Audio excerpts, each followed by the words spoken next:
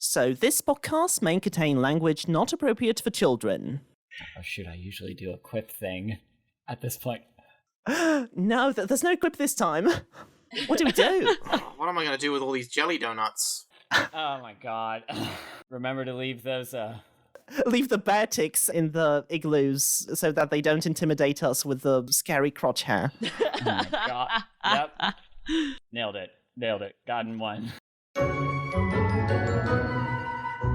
So, last time we recorded, which is quite terrifying because of how long it has been between these discussions, we were talking about the Pokemon Scarlet and Violet release. Since then, the game has managed to release, it has managed to gain a certain reputation.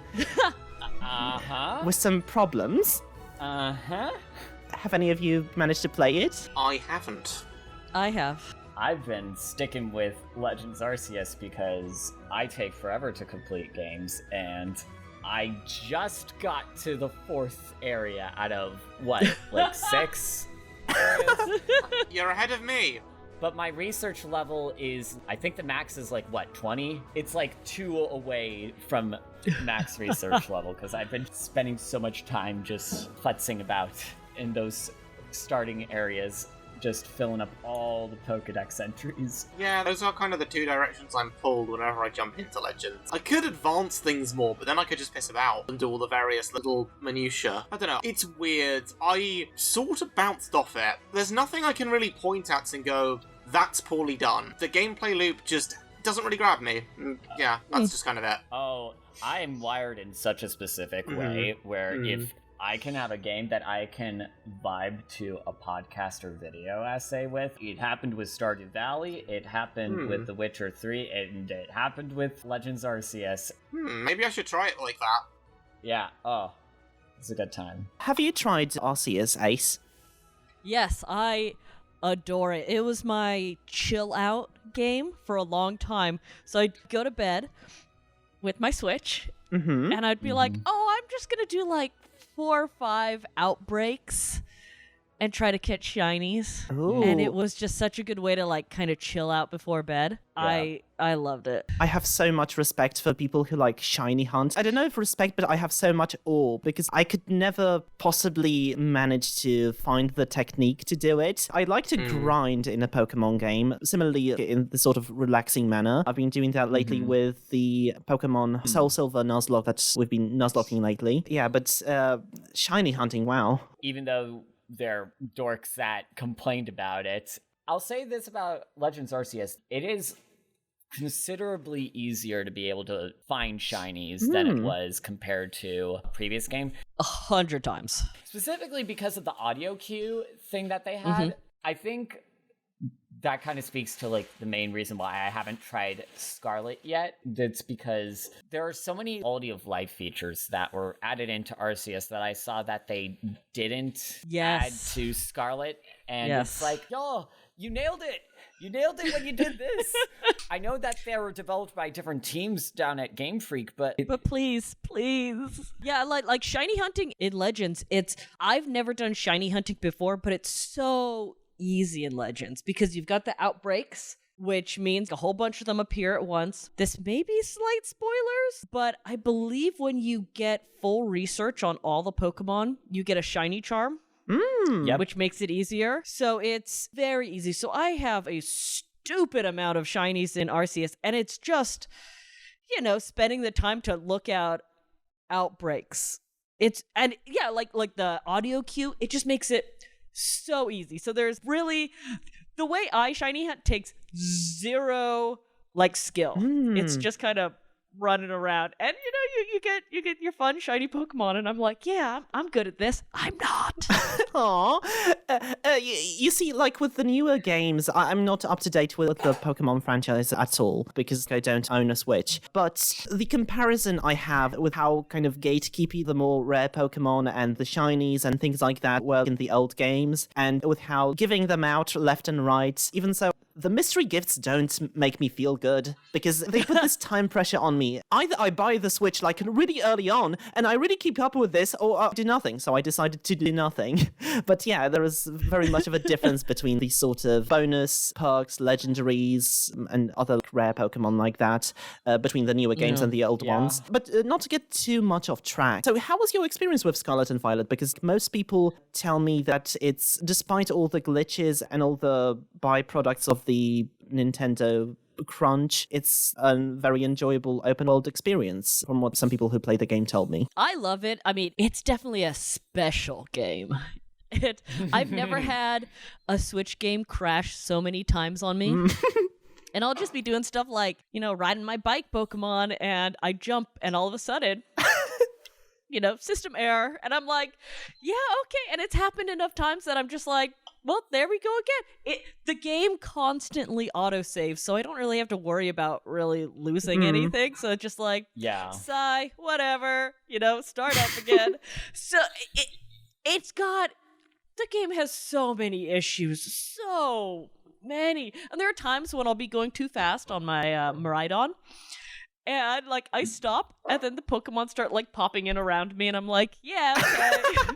I haven't played it myself. My wife plays Pokemon way more than I do. She is routinely just documenting anytime something wild happens glitch-wise, where there's just she was of the opinion that were it not for some of the technical shortcomings of all this stuff, it would be her favorite Pokemon game up to this point. I could totally see that. I think the NPCs are really fun. Larry is the best. He's amazing. No joke. We had a character when I DM'd my first Pokemon tabletop adventure campaign.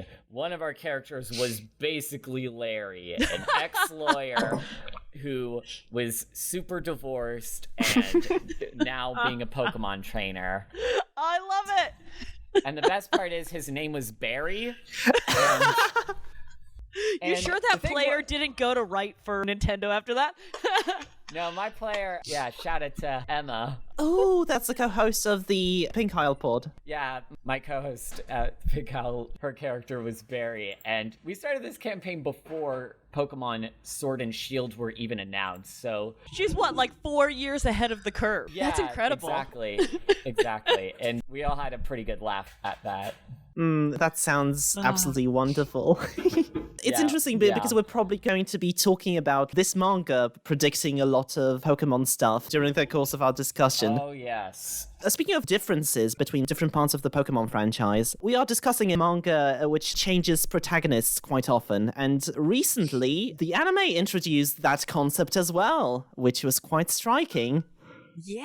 Yep. All right. Ash gets to retire. Yep. So all I want to say is that as someone who has been a longtime Ash apologist, someone who's had to deal with the naysayers of all oh, Red's so much better, you guys. Oh, Ash, he's been 10 for forever. Oh, he's such a bad trainer. The vindication I've been feeling these past couple months has been absolute peak. But I would be remiss if we didn't discuss the true loss, the real absence that we will be feeling. Jesse James Meowth. Oh, what? Are they all returning? I mean, they have not made any plans about it. I mean, they haven't revealed anything from the single promotional image of this next girl Pokemon protagonist. We haven't seen any other news, and by most accounts, it seems like Jesse James and Meowth are probably not going to be returning. Wow. Hello, editor's note from the future. They have since revealed stuff about this new anime because I've been taking too long to edit this. Sorry, guys. But yeah, there will be new protagonists named Liko and Roy, and it looks like one of their companions will be a Pikachu with a sea captain's hat. So, yeah, fun times all around with that. They've blasted off for one last time. Indeed. But they've had a good run. I mean, we stan a queer trio. I feel like they would be insane to not, at least do some kind of callback. I mean, heck, people have been speculating up and down about the new Pokemon protagonist being Ash's kid, and some people are like, oh, maybe the other kid is Jesse and James's kid, which... I wonder about that. I don't know. It's their adopted kid that the queer couple is raising together, okay? They're not married, but, you know. That's just me out. That's just me out. But, yeah. I don't know. I'm excited to see how that ends up shaking out, because the thing with the Pokemon anime is that because it has run so long and because its target audience is fundamentally in that place of trying to educate, for lack of a better word, different people into the mechanics of Pokemon, I think there's something to be said about how shifting from a new protagonist, there's just going to be like this big paradigm shift I'm feeling with this next Pokemon series, because no longer is Pikachu going to be the forefront. Now it's going to be a more, like, I guess, holistic kind of branding. That's just gonna be weird. I'm not a big Ash fan. I'm not a Ash hater, but he's just like, yeah, okay, cool, whatever, you know. I'm not even a big Pikachu fan, but when I think of the Pokemon anime, I think, oh yeah, Pikachu. Oh! What Yeah. if they reintroduce as the mascot Clefairy as it was meant to be originally? My true dream for the new series is to have an unloved or really ugly Pokemon be front and center, like Trubbish. Trubbish, yes. Come on. I love that little trash goblin, you know. Yes, absolutely. Let's get one of those unloved Pokemon. Let's get them front and center, and that'll never happen, but Yeah, no, the toy sales would tank too much. Yeah, I mean, it seems like they're going to be focusing primarily on the most recent generation of Pokemon in this anime, which, considering the mixed reception to the games themselves, that's going to be interesting, I think. yeah. Has the Ash part of the anime already concluded, or has it They are not? still in the process of concluding it. There are still a couple of episodes, and a recent development involved Ash saving Latios, which, if you're familiar with a certain Pokemon movie... Oh dear! Yeah, and people are being like, is this the same Latios that he made out with that one time? Oh no, it's going to be Sonic 06 all over again! I mean, if we're looking for another possible candidate for who the mom is... Okay, you know, that would add so many more levels, and I can't say I'm against that. I would be very interested to see how that works out. So many layers, Yeah. like a Yapapa berry. I think one legendary that I deeply wish that Ash is reunited with eventually is Ho-Oh. This would be a dream if Ho-Oh would be in the last episode. Yeah, that'd be like a nice full circle kind of thing. Yeah. I think that'd be pretty neat. They've been saving Ho-Oh for so long, and then it wasn't the Power of Us movie? It One was, of those? oh, man. I choose you. It was I Choose Oh You. yeah, okay. Yeah. So yeah, it would be nice to end up on that. Yeah. I think that would be pretty neat. But till then, I'm not going to say, I told you so, Ash haters, but, you know. But you're thinking it real hard. Oh, I'm thinking it real hard. My 10-year-old self is just shaking of just like, why couldn't they have done this before Gen 3? May should have been travelling around with Brendan. Aww. It's not right, it's different, and I don't like it. Yeah. Oh, I mean, we could just do a whole podcast about things that maybe we would want to see out of the anime, but My god, this is turning into a bonus podcast, honestly. that's for another time. Make it, patreon.com/Wensleydale Cheddar. We're going to get there eventually. But in any case, let's move on to another discussion of queerness, of predicting stuff for the Pokemon franchise, for basically everything we've talked about so far, so we're not too far off the topic. Oh, I was gonna make a yellow pun, but it escaped my head. Let's not be yellow bastard and Oh my god. combustion away from this discussion. That was terrible. Anyway. Welcome, dear all, to Podcastmon Adventures. We are a retrospective podcast aiming to discuss the Pokemon Adventures manga, also known as Pokemon Special, arc by arc. I'm Wensleydale Cheddar, they, them, and who do I have here with me? Hovin. Yeah, I'm Hovin with an H, he, him. And Henry. I'm Henry Kathman, he, him. Just wanted to say yellow. That is excellent. And today we have a very special guest among us, the man behind the letters, sound effects, and Leo plushies, a veritable industry icon who has worked as a letterer, touch-up artist on series such as World Trigger, Astro Lost in Space, Black Clover, and most importantly of all here, Pokemon Adventures. Let's welcome Ace Core Christman. How are you doing, mate? I'm doing all right. Thanks for having me, guys. It's always good to talk about stuff with you. Yeah. Especially my original baby, Pokemon. It's so great to have you on here because I remember back in the day, the two of us chatting about Pokemon Adventures in the WMR Twitch chat during one of the recaps. Yeah. And I never would have thought back in the day that you'd end up on a podcast with us discussing the very same series. So it's great to have you on. I just kind of want to jump into like a couple of questions, if that's all right. For audience clarity, which volumes of Pokemon Adventures did you work on as a letterer? I don't know the exact volume numbers of everything, but I believe my first volume was 5, which is, I think, the second volume of the Yellow Arc. But then I did not do 6. I did 7 on through... I did up until Black and White. I did not do Black and White. I did not do Sun and Moon, Omega, Ruby, Alpha Sapphire, and half of Black 2, White 2. But I think I've done everything else. Okay. Okay. They're in the process of still translating these Sword and Shield mangas Yes. into English, because we're still getting the Sun and Moon English editions.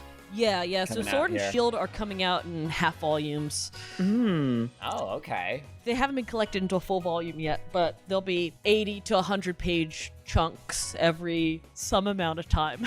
Viz has been kind of doing that. Well, wait, it's not Viz anymore. Is it Perfect Square? Collected volume, and it just says Viz on it, so it used to be Perfect Square. I mostly saw the volumes on the Viz website. I was mostly looking for the older ones. Not that I could purchase them off the Viz website because I wasn't able to even with a VPN. You've had a pretty varied career throughout the manga industry as a letterer then. So Pokemon was your first full-time gig as a letterer?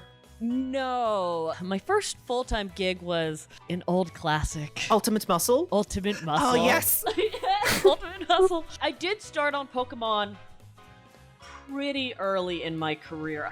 Yeah, I mean, with the original release of the collection with Volume 5, the re-release of that occurred in 2010, but the original mangas were published in 1997 for those first editions. What was the process of getting involved with this big multinational franchise like Pokemon? Like, walk me through the process of getting hired as a letterer for something like this. I think, for getting onto Pokemon, I think it was partially just dumb luck. I think they Yeah. just needed somebody to fill in. If I remember right, I think the original letterer, Wayne Truman, he was gonna stop lettering them. And so they needed somebody, and I had time to do it, and I like Pokemon, so, it just happened to work out. I had a couple of the Japanese volumes of a Pokemon Special, so I was like, oh, yeah, I know this, kind of. I was like, I'll do Yeah. this. I love Pokemon. It was my first Japanese series. That's how I got into anime and manga and stuff. I was like, oh, Pokemon. Heck yeah. That's so great. I can see like Wayne credited throughout the second and third omnibus, so I was quite confused not seeing you there. I think you start getting credited omnibus-wise from the fourth omnibus onwards. Yeah, that's kind Yep. of weird because I did all the lettering on Omnibus 3. Yeah. That's really strange, huh? As a letterer, one of the big elements of lettering is trying to make sure that the text is as accessible as possible to new readers. With the Japanese manga, there are a lot of these different, in addition to the text bubbles, the way that they do sound effects in manga is pretty different from American comics a lot of the time. And what are some of your general priorities when it comes to making these stories more accessible to an English-speaking audience? For putting the sound effects on, really, I just want it to be as clean and as easy to read at the same time as, being in the same footprint as what the Japanese is in. I will say that, well, I think all of them now, the Pokemon Company themselves will look over and make sure everything is proper, especially like attacks, typing, stuff like that, which is stuff that, we mess up all the time because, everybody makes mistakes. So it's nice to have the Pokemon Company be like, hey, That Pokemon can't learn that attack. kind of like that. That's not bind, that's wrap or something like that. I remembered one specific example from like this part of the series. There was this point in the Bruno battle on Cerise Island where it was on the Onyx Bridge. Below it was a puddle of Victory Bell acid. The manga keeps calling it mucus or something like that, or drool as well, I think. And I was wondering if you translate this, that this was Kaori Inoue. Did they specifically avoid this to make it more child-friendly? It wouldn't entirely surprise me if they did, since Pokemon is such a child-focused series, I guess, in the broad sense, that there have been changes made to make it more friendly. And nothing really big story changing or anything, but like little things that will make it a little more kid-friendly. Kind of like, just little word choices that make things a little softer, maybe. Yeah, and all the green stuff as well. Yeah. Yeah. So we talked a little about World Trigger and how Ashihara doesn't make it easy for you at all on our other podcast, Dark Face Diaries. So does this series pose a similar or different challenge when it comes to the touch-up, when it comes to the text in the background and things like that? Not as much. There's just not as much text in general in Pokemon Adventures, which is really nice. And nowadays we have a style guide, so it makes it a lot easier to follow. Okay, all the signs are this, all the signs are that. Like when I started, it was a little more of the Wild West. So you'll see the Pokedex change like 4 times. Now it will always be consistent. Stuff like that. I mean, I do happen to be a little bit of a nerd for typeface stuff. So when it comes to the lettering, you mentioned that there's now a consistent style guide. Can you give us an example of certain sort of creative choices that you might have been able to make with the fonts and the lettering over the years that... Yeah, super easy question, I know. Just think about all, 58 volumes you've lettered over the past... Like I was mentioning with the Pokedex entries, I found somebody had ripped Pokemon fonts. And so I think I have like 6 or 7 Pokemon fonts, and I could never remember which one I used for the Pokedex. So I don't think they changed too much, but it's very likely that I use like 4 different ones depending on the volume, depending on the page. Technically, they're all Pokemon fonts. Yeah, but some are from like red and green, some are from Diamond and Pearl. Yeah, some are from Pokemon Pinball, and I'm like, yeah, I should write this down. And I swear I've written it down like 8 times and always forgot. But I do have one. So some of my fellow letterers are just so skilled, and they'll hand draw their sound effects and stuff. It looks amazing, and I cannot believe how they do it. Mind-blowing. Such skill. So in, I think the Emerald arc, I was like, I'm gonna do this. Ooh. I'm gonna draw some of my own sound effects. Okay. So I did that, and my editor at the time circles them and is like, I hate this font. Aww. I was like, that's my handwriting. That's so awful. I mean, my handwriting is absolute garbage, so I mean, I couldn't argue because, yeah, it was bad. I think it was actually earlier than the Emerald arc, because during the Emerald arc, there's a point where Emerald writing something in the sand, and I used my handwriting for that because I was like, it looks really bad. So my bad handwriting's gonna work. And then the editor's like, I don't know what font this is, but this is so perfect. And I was like, oh my word, the shade, the night shade. Aside from sometimes handwriting some of the sound effects and elements like that, have there been any design choices that you've had to like work around over the years with Pokemon that have presented challenges? I don't know if anybody's picked this up, but in X and Y, that hugs everywhere. Oh. Including down south. Yep. So we had to make an effort to kind of smooth that out. Oh. And it was very frustrating dear. whenever she'd put it on. I'm like, please, girl, please, don't. Oh, man. Oh, the flight suit. Oh, that flight suit. I haven't got to that part of the series, and now this scares me.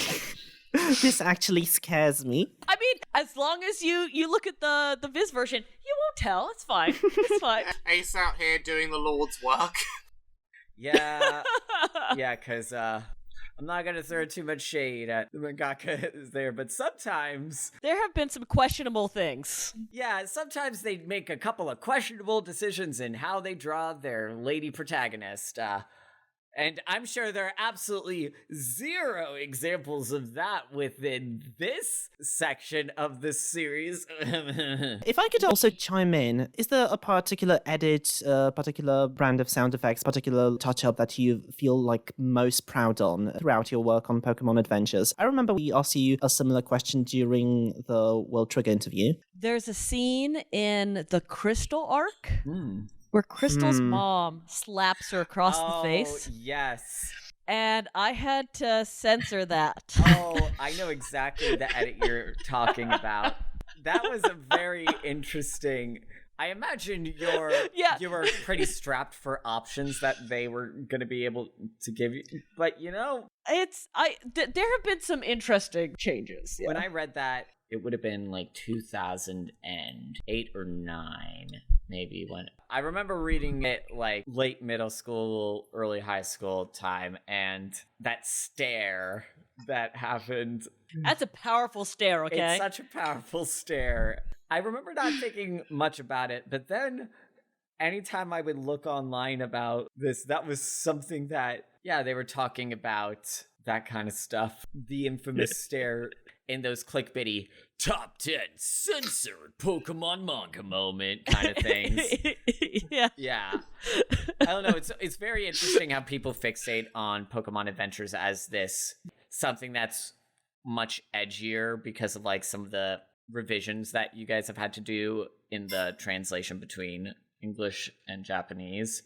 But I think that mostly just is a testament to like some of the audience standards in place for adolescent readers in the States versus Japan. Yeah, like there are tons of things that are perfectly fine to fly in Japan, which people are a little more sensitive here over. And you know, hey man, it's just cultural. Yeah. It's, you know, it's fine. Yeah. I do get amused when people find Pokemon censorship ages after it's come out, because I think the Crystal one took a while for people to notice. Yeah.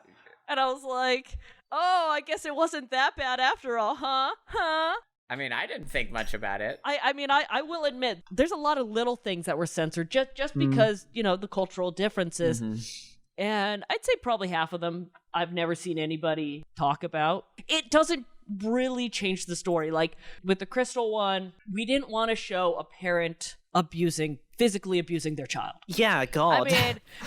If you ask me, Crystal kind of deserved a slap. Oh my word. But strong opinions. I see where, you know, she just needed a little wake-up call. And I get it. You don't want in a book for young kids to show that it's an okay thing, because... I mean, Lord knows the Pokemon are slapping each other enough as it is. Like, don't... Pikachu, stop hitting yourself! But yeah, so you have to censor some of these, but then you'll have another adult beating the stuffing out of a kid, and it's like, no, that one's fine. Yeah. This child is 12 years old, and this 60-year-old is punching him in the face. One Piece very much comes to mind, especially like with parental figures. To bring it back to the roots of the franchise, how did you become acquainted with Pokemon as a whole? Was it through the games? Was it through the anime? Was it through the manga, actually? What was it like playing Pokemon for the first time and so on? So I was in 6th grade, and I would go home after school, and my brother was, I think, in 9th grade then. So we'd go home together, and my parents were at work. My little sister was in school. My mom was a teacher, so they were at the same school. And we would come home, and we weren't supposed to watch TV after school. But no parents were home, you know. This is before any nanny cams or anything. So we were like, hells yeah, the parents will get here, you know, at 5, just make sure, we have our homework done and the TV off by then. So we would watch cartoons when we got home, and we started seeing commercials for Pokemon. Oh. My brother and I are like, this looks so stupid. Oh my God. This is so dumb. And we watched the first episode because we had to see how dumb it was. And afterwards we look at each other, we're like, we better watch another episode because we got to make sure this is dumb. And we're broke kids. And so we ended up splitting the starter deck, which came with a shiny Machoke, the training card game, I mean. It was a firefighting deck, and I wanted the fire, but my brother wanted the fire side, and he's older, so we got the fire side, but I got the shiny Machoke. And then we ended up, saving our money to buy the games. And, it was pretty much from then on. Although he doesn't remember some of our rules we had as a kid, like whenever the games come out, he gets the first one and I get the second one. So he got red, I got blue. He got gold, I got silver. When Scarlet and Violet were coming out, I was like, okay, I ordered Violet. And he's like, why'd you pick Violet? I'm like, because it's the second one. And he's like, but why? And I was like, we've been doing this for 30 years almost. Oh, that's amazing. The way you got into it conjures to mind a friend of mine who watched all of Monster Musume just to see if it got any less shit, quote unquote, apparently. I do want to say it's pretty cute. My brother has a daughter now. She's about 4 years old, and she loves Pikachu. Oh. And let me tell you, this uncle is leaning into that. Oh, hell yeah. Everything is Oh, here, I got you a Pikachu hoodie. Oh, I got you Pikachu pajamas. Oh my God, here's a and new... you can make plushies as well. You're the best uncle. Yeah. So side note on that, she started watching the anime. But my brother had to stop showing it to her because she kept asking why the Pokemon were fighting each other. And he's like, I didn't have a good, 4-year-old appropriate reason. So he's like, so we stopped that one. It's like, oh, that's so cute. Oh dear. Well, there's always Pikachu's Vacation. That's mostly without fighting, I think. And the Pokemon company has been releasing those little short things. But yeah, you might hold off on some of the manga. Well, manga especially. Maybe not Pikachu's Electric Tail. I know the title might be tempting, but maybe not. You've got your preferences of games, or you were forced to, but what about the preferences on starters? Do you generally go for a type? Have you got favorites from every gen? I think I have vague favorites for every gen. There aren't too many that I'm super hardcore for. I don't really go for a type or whatever. I'm pretty shallow, and I go for whichever one I think looks coolest or cutest. Okay. So you played Scarlet, right? Yeah, so which one did you end up going for? Grass Cat, of course. Yeah. Ah, okay. Yeah, grass types rule. It's the best. And also, it has the best evolution line. It's really cute. I saw somebody describe Meowscarada as a theater kid. Just that very dramatic type, and I can't unsee it, and it's just made me love Meowscarada so much more. There's a very theatrical quality to each of them in Scarlet and Violet. When thinking about Quaxly's evolution, that evolution is amazing. The feet drive me mad. I get that they're based on a bird called a coot that has weird feet like that. It still drives me mad, but I don't know what about it. It's so cool, and I like that it's always moving and grooving. I love that Quaxly itself is just Dewey Duck. It's just Dewey Duck, and that's it. It's just Ben Schwartz. So bringing it back to the Pokemon manga, have you got any standout characters that you like? Yeah, Yellow is my daughter. I will protect her forever. Then also, I'm a big Ruby fan. Yes. Oh, okay. He's a fabulous gentleman. Maybe gentleman is going a little far. He's a fabulous brat. He's great. He's great. I was so mad because at first Viz was stopping after the Crystal Arc, and I was like, excuse me, I need my favorite arc. Yeah. Eventually we went back and it was taken care of. Ruby and Sapphire are my so God. wonderful. I can't wait till we get to them and the... Oh yes. Oh man, Diamond and Pearl with all the puns. Like, I'm glad I just had to put that text in a bubble. all the puns, but also all the drama. It's so wonderful. Just you wait, Hovin. Yeah, I mean, those are my two favorite gens in the game, so I'm excited. I also like, and this is just kind of a general thing, the manga tends to really flesh out a lot of the NPCs. So Oh yes. one of my favorite characters in Pokemon, if not my favorite, in just the official NPCs like game-wise and stuff, is Kabu from Sword and Shield. And I recently did some scenes for the Sword and Shield manga that just flesh out his character just a little bit. Oh, you love to see it. Yeah, and it's just an extra little factoid here and there, and you see that about a bunch of the different characters, and I really appreciate that. But I mean, especially with Kabu, because he's the best. Followed by Larry. This is really one of Kusaka's strengths, just kind of bringing out those details, fleshing them out. Little elements from the games that you wouldn't expect and tying them all together. So in this part of the manga, for example, we get to know that Blue has a master, and then within the next few arcs, we are going to find out who that is. And this will be kind of interesting in that regard. So yeah, there's plenty of those kind of examples.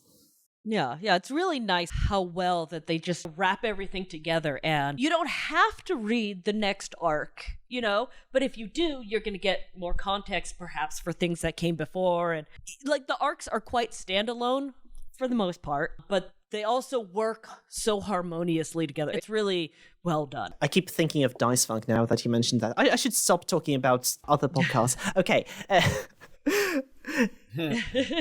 But I do think that is a testament to some of the positives that you do get with Pokemon, because a challenging thing that we've noted on the previous podcast was how, because Pokemon is such a multifaceted series that has all of these different characters and is largely speaking more about the world itself than just a single story, I would say. I think a good strength that you see in the mangas is its ability to the best of their ability, toe that line of showing the newer items while also keeping people up to date with some of those older characters. Now, it's been a while since some characters got like callbacks in the current series, but Yeah. at least in like that early run when they only had 3 or 4 generations to work with, that was something that I think they did pretty well. And I think that's something that you do start to see really shine in the Yellow arc.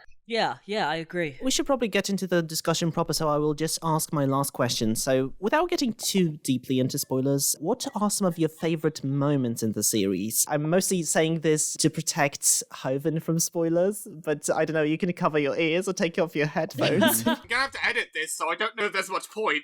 Oh, yeah? To be really vague, okay? And this is a really dumb moment. But it was really funny to me in this context because we had talked about making the series, accessible to children and acceptable for the English-speaking audiences. There's a scene in a later arc where a character falls off a tall Pokemon and cracks their head. Oh my god. And there's just blood all over. And I remember emailing my editor because there were no notes on like clean up the blood or anything like that. And I was like, hey, am I just leaving this? And she's like, I don't know how we can make this child friendly. This is brutal. I think this guy is dead. Yes. What are we gonna do? Just have him like lifeless with nothing around him? So we're like, I guess we're just gonna keep him. And for some reason, when I think about memories, I just think about lettering around this guy's body, laying in a pile of blood. And it just, it was weird.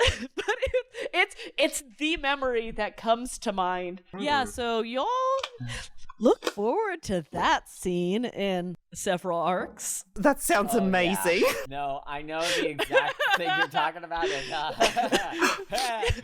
I was like, it's like the end of the arc, and I'm like, okay, and they're gonna defeat the what the heck? All right. Yep. Not saying anything further than that.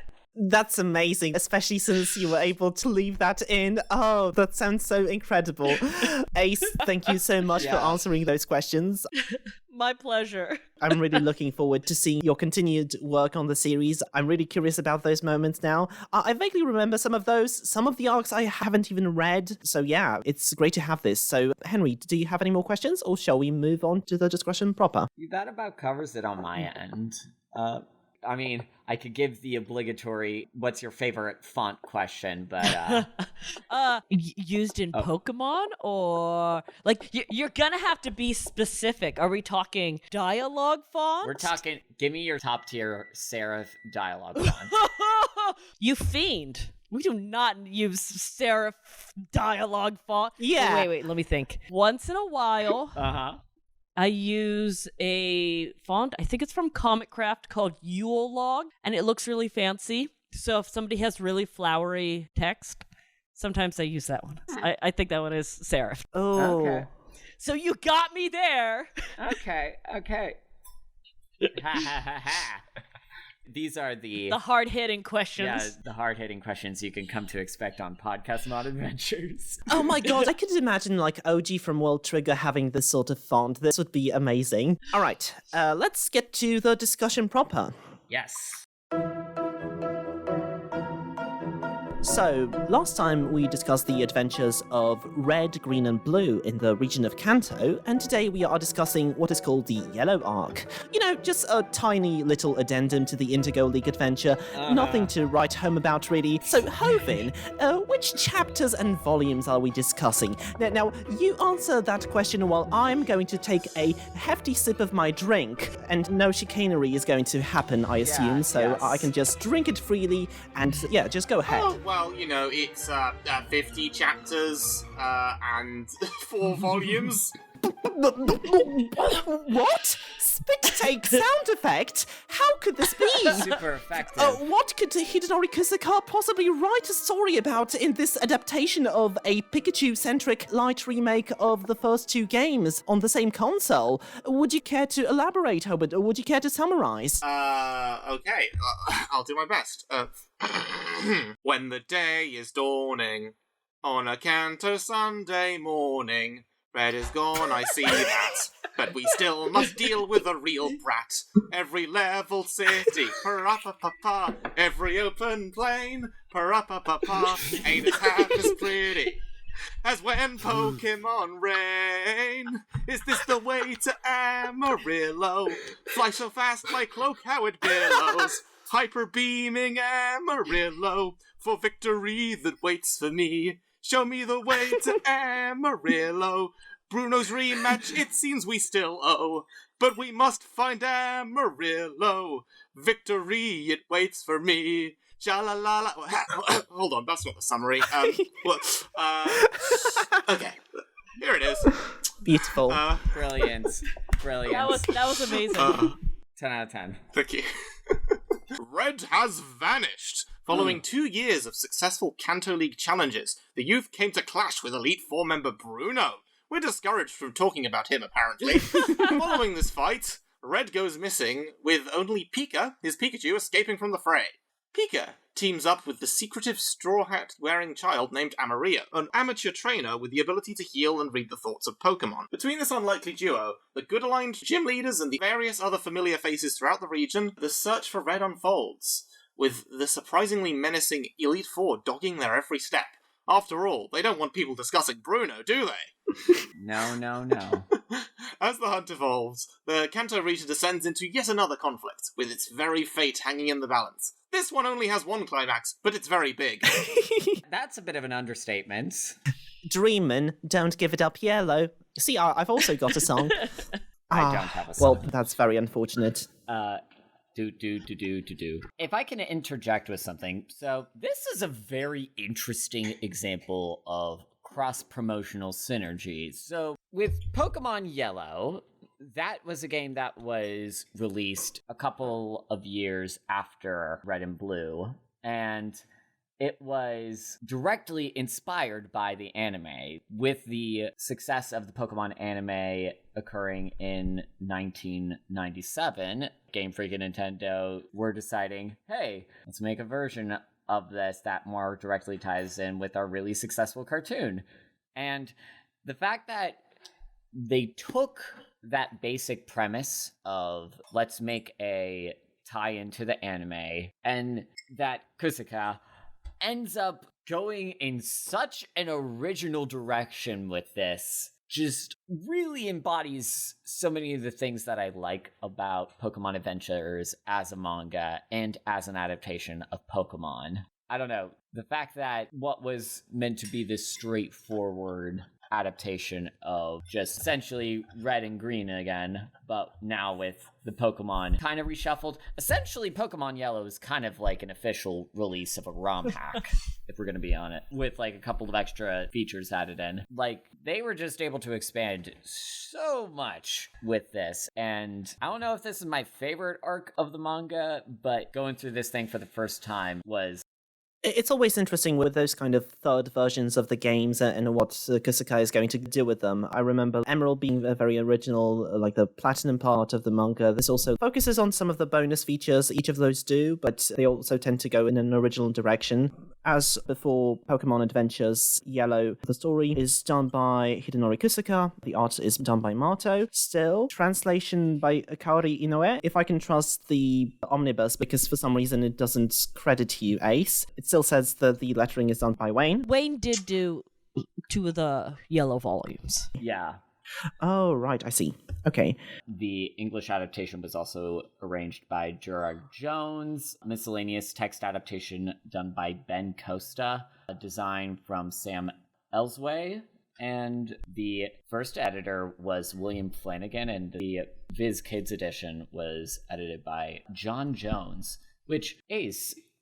Is Jones still at Viz? No, so Jan left several years ago. I don't know what she's doing right now. Before she worked at Viz, she worked at DC Comics.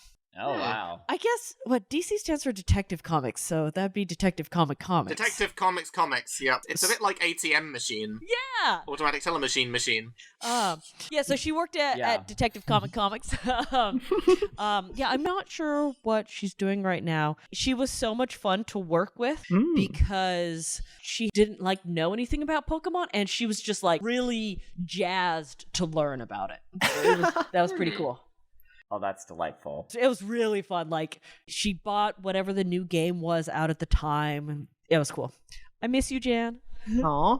That's awesome. I can see that we also have this was done before World Trigger, but people I recognize from the World Trigger team, Sam Elsway and Julian J.R. Robinson. Let's move on to our general thoughts. So first of all, as our newcomer, Hovin, what did you think about this part of the series? Okay, this was a really interesting one because I started off a bit mixed. On the one hand, it's a very intriguing beginning of hey, the protagonist of our last part is gone, the circumstances surrounding it are not clear, and we're starting off with this new protagonist. Not to mention, I remember last time you were asking for my predictions, and I was like, I wonder how they're going to do the Elite Four, because they've kind of done the gym challenge already, so they should probably go in a different direction. And yeah, they definitely took that and ran with it. Yep. They're the bad guys. Surprise! But I think the thing about this is that it's already a mystery, and then Amarillo is also a complete mystery. And I don't really know. I feel like something for me was lacking with Amarillo as a main character, and I know this is quite commonly held opinion with certain fans. Thematically, there's a lot I like about her, but there's just it's just kind of this weird uncertainty with her going in of not really being sure what exactly her motivation is. Well, I guess I know what it is, but why she has it, and what's spurring her on. And she doesn't have a huge amount of outward personality, for me, but then kind of, as it goes on, it does eventually establish all that. It really is an arc of, I'm kind of a little unsure of it at first, but when it comes together at the end, it really comes together. And I don't know, I can't be too hard on her, because it's I am one of those people online who thinks that Ichigo Kurosaki is a good protagonist from Bleach, and he is, peak, not much outward personality, but is thematically interesting for the story. So, Another note from the future. Yeah, I don't think I agree with my past self upon reflection. I don't fully get where I was coming from here. It's the mystery surrounding where Yellow is quite intriguing, and I feel like, as someone who's already invested in this world from the first arc, I feel like there's already a lot of inherent drive for the reader to want to keep reading and want to learn more. So, no, I don't agree with my past self that the mystery surrounding Yellow is a problem for the story. I actually think it's a benefit and makes the story more fresh and different to what came before. I might not like her as much as, say, Red from the last part, but that doesn't mean she's bad. So, yeah, I've come around on Yellow. Well, I'll say this. I might have mentioned this on like one of the previous episodes, but this arc was actually my introduction to the Pokemon Adventures manga. Like, I don't know if you were involved with this, Ace, but I just have this memory back, this would have been like 2002, 2004, where I would go to my public library and they released some of the volumes of the Yellow arc as if they were comic books, like American comic books. Yeah, the floppies. Yeah. And that was my introduction, because I would look through the comic section because I wanted to find that Calvin and Hobbes, and I find this little floppy sticking out. I was like, wait a second, they made a Pokemon comic? And I read this, and it's in the middle, and I'm just like, wait a minute, who's this cowboy kid? What's going on here? It was a very interesting kind of experience where I think your mileage might vary, but I think so much of an appeal with this arc is it puts a lot more of a focus on the mystery element of things. Of like, who is this Yellow kid? What happened to Red? What's the deal with the Elite Four? And I think some folks might argue that they spent too much time building up the mystery, but I think considering the payoff that we end up getting by the end of it, I ended up enjoying a lot of the stuff with it. Ace, you're quite big on Yellow as a character. How did you find the introduction into the story and how the journey went along? So it had been so long since I read the Yellow arc. I had forgotten so many parts about it. And I kind of have to agree that, yeah, Yellow's kind of... There's not a lot there at the beginning, which, I mean, I guess makes sense because you just met her. But I really liked seeing her growth as a character, because even though it's longer than the first arc, it's still not that many volumes. It's, like 4 volumes. Yes. Yeah. So it's fairly quick, and you see her grow as a character so fast. In the general scheme of things, I guess. I really like it, and I guess it's just kind of like quick payoff for stuff, which is kind of nice. Like, I wish maybe they went into more depth on times, because there are times when, I'm training with Blue. Okay, I should probably go off on my own. I was like, it's been like 1 chapter, girl. I really like it. I like to see, by the end, I feel like she's not a completely different character, but she's grown so much. She grows in her confidence and her skills, but like her heart's still the same. And I think that's one thing that makes me love her so much as a character, is that like she's just really kind. I mean, she gets upset over hurting Pokemon, and like when her Pokemon, when Ratty evolves, she's so scared and like confused, she cries about it, and it's she's just sweet. Yeah, it's that big through line of protection and healing that she has. She resists directly attacking opponents at first. Yeah, she doesn't want to evolve her own Pokemon. It's like an effort to protect them from change, in a way. Yeah, and not to like jump to the end, but like in comparison to the other Viridian Forest characters, you have ones that want to protect one group and destroy the other, or kind of like enslave the other. And she's the one that cares about everybody. It's like the Elite Four, they seem to want the exact opposite, total destruction and whatever collateral that comes with it. But at the same time, what they see what they're doing as a form of healing, and Lance having that same ability emphasizes that. And then with Giovanni, you can kind of see it as, with his power, it's like he's trying to heal Team Rocket to renew. Just gonna say, during the last big fight against Lance, and I won't say too much about it, but the lava scene, and Dragonite comes out, and Yellow's like, oh man, this poor Dragonite's so hurt. And I do like that she calls attention to like, did Lance not know? It's like, no, his Dragonite loves him so much that he hid his injuries. And I was like, oh, that's here we go, Pokemon caring about their trainers caring about their Pokemon, and Yellow caring about everybody, even the enemy's Pokemon. Yeah. She's a good girl. It's very interesting since, in a way, I think I'm going to kind of disagree with you all in a certain sense, because I thought that Yellow had a really strong introduction as a character, managing to defeat Oak's Pokemon without hurting it, displaying some mysterious channeler abilities, and it's also a very ballsy move on Kusaka's part to have a protagonist who's so different from Red, from like the previous protagonist. It's always very difficult in the Legacy series, but having the sort of a very, very different approach to battles and trying to resolve things always in a pacifist way, and also having those character flaws that do make them interesting, like, as you said before, Hovin, the sort of fear of refusing to change, having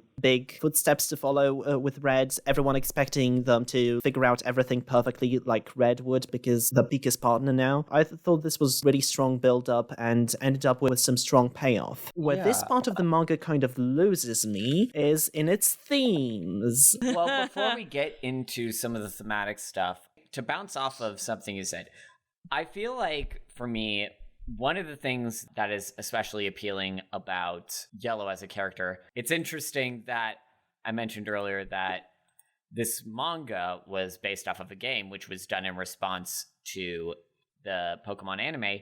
And in my mind, and thinking about it, Yellow and Ash have a lot of the same appeal for me as characters. I can see that.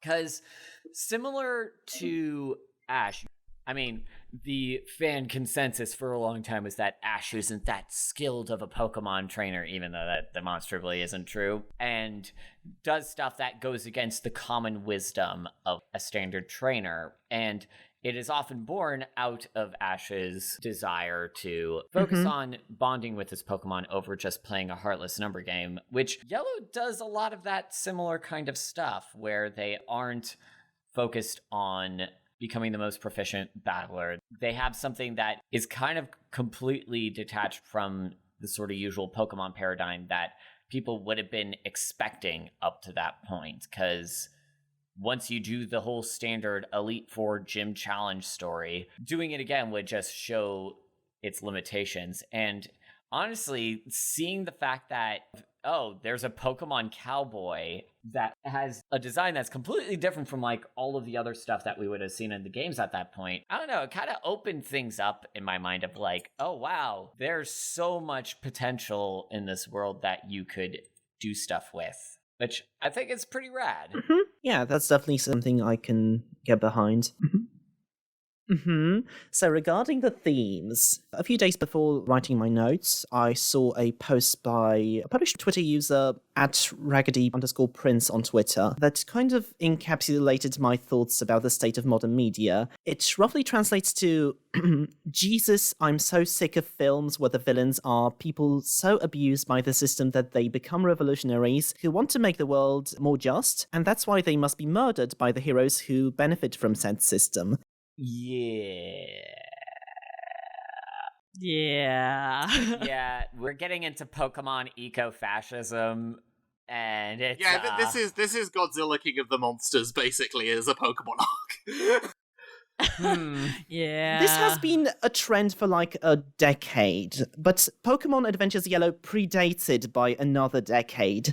But it still doesn't make it, from the present perspective, any less annoying to see that here, with Lance's plans to eradicate humanity because they destroy Pokemon's natural habitats. I don't think this was done maliciously, or with the intent to undermine environmentalism as a movement. We all read the previous arc and how that turned out. I think it was kind of considered as a cool story idea. What if the victim turned radical? I'm assuming that was mostly a novel idea at the time and not the norm. Now it's kind of the norm, and it's no longer that much of a subversion because everybody basically does this. Most of the Pokemon games do this to a certain extent. I'm thinking back to some of the stuff with that one chairman in Sword and Shield. We need to have clean energy, but we need to do it now! And this is going to send legendary Pokemon on the destruction of the world, something. Yep. It's just the fact that we need to do it now, today. Yep. The other characters are like, wait, so we're gonna have an issue like 1,000 years in the future? Yes, but we can take care of it right now by no, buddy. Yeah, maybe Calm down. hold off on summoning the Eldritch God after the tournament. Give it a day. I mean, in his defense, it is the only time they have had the legendary Pokemon actually coincide with the climax of the game. Yeah, that's fair. So that it's not just, we saved the world. Okay, back to this tournament, I guess. In his defense, he looks like Ricky Gervais, so obviously he's shit. I always got Gary Lineker vibes off the guy. Anyway, it's the continuation of the nature versus nurture theme, although the conflict is kind of flipped. Blaine and Team Rocket and use the power of science to save humanity from the Elite Four. There's Oak and his pursuit of the encyclopedia, which leads to his conflict with Agatha. But I still can't help that people who grew up reading stories like this and taking them at face value ended up painting anyone with even a slight interest in ecology with one broad stroke of the "we are the virus" crowd, even if the intent was the opposite. And even at face value, it sounds simpler than it actually is. Elite Four has a very vague ideology and constantly contradicts itself, and not in a way that is thematically satisfying. So, what the story communicates to us is Elite Four is a group of strong trainers who wants to eradicate humanity because of the effect the human civilization has on the Pokemon population. But, they are hypocrites. Lance pushes his Pokemon to the point of suffering in his battle to free Pokemon. So this is kind of like our friend Grail says. Elite Four is an example of the trope, I must enact X social change, and thus I murder. It's very fucking complex. And Agatha is actually manipulating the other three behind the scenes, literally puppeteering Bruno through ghostly possession. In a flashback revealing her past with Samuel Oak, her secret motivation is revealed. She wanted Oak to be on a research team, but he pulled out because he implied that they were trying to do Pokemon slavery. I believe it's very underwritten. I believe the exact wording was "do her bidding." Well, he wanted to make an encyclopedia, which, as we all know, are the two far ends of the slavery encyclopedia paradigm. They are diametrically opposed, absolutely. Yeah, I mean, you got standard political compass on one side, you got the encyclopedia. On the other side, you got the slavery. And then the y-axis is how close you live to the Viridian Forest. Since that's a pretty big through line, apparently, now. And she recruited Pokemon liberation activists to accomplish her goals because liberation is slavery? Because abolitionists are easily manipulated? What if abolitionists were the real slavers? What are you trying to say, Manga? What story are you trying to tell? I feel like Agatha found these folk and she's just like, hey, you guys are kind of strong, or I think you could get kind of strong. We have vague similarities in our ideas. It's good enough, right? It's good enough. Yeah, sometimes you just want to girl boss your way into old man Oak's heart, and when that doesn't take, you just gotta do a little eco-fascism, It happens to us all. So I guess the general message of this arc is perhaps don't eradicate all humanity for the ecological disasters they as a society have created, which is something I can get behind, given said disasters are the responsibility of the richest 1%. But still, I guess as the proverb goes, you could say that Marx failed to predict the existence of the empath dragon tamer with a Super Saiyan hairdo. But, this kind of leads into some of the things that makes Yellow such a unique character. Because, yes, I agree that the environmental themes are a little bit muddled, especially in terms of the Elite Four, but I think that's something where Yellow as a character helps to lessen anachronism, for lack of a better word, where because Yellow as this mystic, their whole deal is being able to form a connection with Pokemon, being this Pokemon empath. And ideally, when you think about Pokemon, broadly speaking, as a franchise, putting aside all the collectible aspects and all of that, the core fantasy is being able to connect and befriend the different creatures of the world. It is about being connected with nature.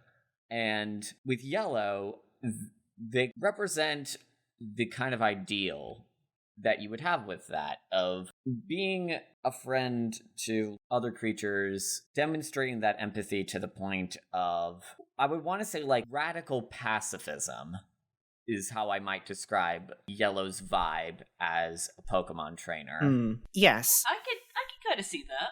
Like I said, doesn't make some of the stuff with the Elite Four any less thematically muddled, but I think forming a healthy connection with nature is kind of the main goal that the Red and Yellow arcs are kind of trying to establish, of not to advocate for centrism and stuff, but between a choice of a human-led hellscape versus eco-fascist, you know, you should be able to structure a society with humanity and nature coexisting in a healthy way. On the matter of the Elite Four, I do think it's very cool how the first phase of this part is just basically Yellow constantly escaping by the scrap of her teeth from the Elite Four completely annihilating her.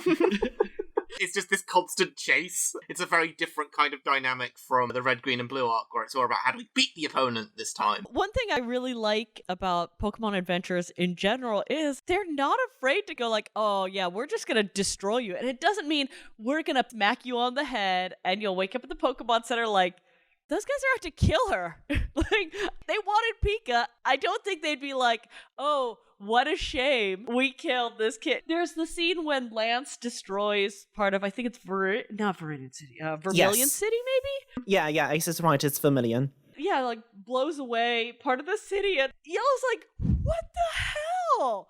And he's like, oh, well, everybody was out for the surfing contest. Probably. Whatever. I was like, all right, dude. All right.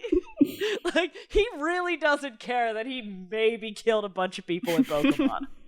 Absolutely. Like we've talked about on the previous podcast, the constant threat is a very strong element of the series that makes this story really seem dark, even aside from the more superficially visceral elements. You'll make good points that even though the Yellow arc is kind of painted as a clash of ideals, but the vagueness of ideals makes the conflict feel weak for me, the manga is still like very lucky that these characters are so very charismatic, and this is how it has managed to keep my attention. My inner child was very excited to see the cool creative powers, and when Team Rocket came back to team up with the Dex holders, I was like, fuck yeah, let's go! Yeah!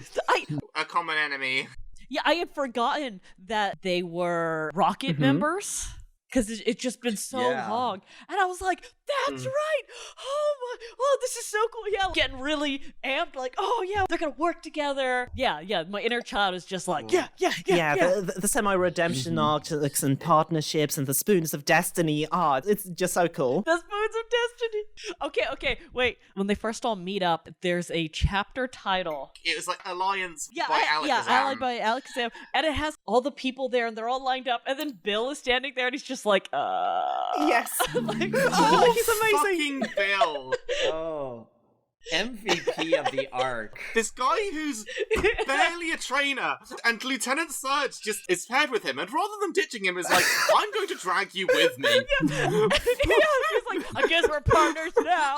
Like, oh, I'm gonna get into like him so much in the character portion of the podcast, but yes, absolutely, I love Bill so much. He's so great here. If I could describe this part of the manga in one word, it would be probably mythology. You've mentioned the element of mystery. These aren't the plucky adventures of preteens. These are larger-than-life battles for the future of the world between all these enigmatic personalities. Red, Green, and Blue this time are those mysterious strangers whose secrets Yellow keeps chasing after, and even Yellow themselves has their own secrets that are gradually revealed throughout the story. It kind of seems like after a successful run of the manga as well as the games, now that they know that the game series will continue, the creative team is preoccupied with creating the legacy for the future protagonist to follow. That's kind of what I thought. Yeah. Yeah, I can definitely see that. I guess the broader characterization of it all. And yeah, it does just feel like this part was there to send Kanto out on a high note, with just how grand in scale it is, all of the callbacks. The last chapter is literally called The Legend. Speaking of, the legendary Pokemon certainly looks a lot like Lugia. I will say from the top, I don't remember what happens with this if we ever get to see the legend again, but it's quite interesting. I still think that the climax of Mewtwo's arc should have been in this instead of this, and it would make the main conceit of the story so much stronger. If only Mewtwo had been taken out of Red, Green, and Blue and put into Yellow, then Lance would be dealing with the immediate fallout of Team Rocket's experiments and trying to recruit this powerful herd Pokemon to enact his revolution, while Blaine would symbolize humanity's attempt at redemption. I feel like if we got the arc rewritten as that, I don't know if I could completely get behind this, but I would have found this a very interesting story. It is interesting that they did decide to go with that little preview of Gold and Silver for that last bit, like with Lugia. Yeah, I was not expecting so much lead-in. I'm really curious how much that'll keep being a thing, because I have to imagine the arcs will have to start getting more episodic at some point. Because, after a while, you are just kind of like, okay, new game, how do I iterate onto this? Just you wait. Yeah. After you get into Scarlet and Violet, I haven't read it, but in my mind it's, oh, fuck yeah, 20 main characters now. Not to that degree, Yeah. but we can hope one day. Okay, also just as someone who's unspoiled, the fact that the Yellow chapter covers a revived Team Rocket and a villain team seeking out the missing Giovanni has me really curious how else Gold and Silver can differentiate themselves from the games. I do have some art highlights. So there's some great action in the fight with the Super Nerd, especially the panel where Yellow gets hit in the midsection by the Bonemerang. This is also the first time that we see Pikachu surfing. Who knew Kusaka and Mato could make such a mid-feature of the game? So cool looking. I've never met someone who was excited for this surfing minigame from Yellow. Well, it's not just that. It's like the money shot of the intro to Yellow. Like, it starts off with just Pikachu on a surfboard. So it was clearly an effort to recreate that. I have a friend, her name is Pacific Pikachu. If she ever listens to this, hi. Oh no! Who's a big surfing Pikachu fan. So when I was rereading this, I was like, yeah, that's right, surfing Pikachu! I got so hyped in so many parts of this arc. I mean, that does just remind me of how I mentioned this on the last episode as well, but something I really enjoy about Mato's drawing style is how they draw Pikachu, and because this arc is so Pikachu-centric, the fact that they make Pikachu as spherical as possible in this, just... Yeah, a little chunker. Is it also just me, or is Mato using more chibi designs in battles than she used to? And in dramatic shots even? Kind of, yeah. Yeah, I know that was something that ends up becoming a lot more prevalent also going into the Gold and Silver, because this was getting closer to their hand injury that caused them to have to leave the series. I think that's some of the stuff that's kind of happening. I mean, that is speculation on my part, but...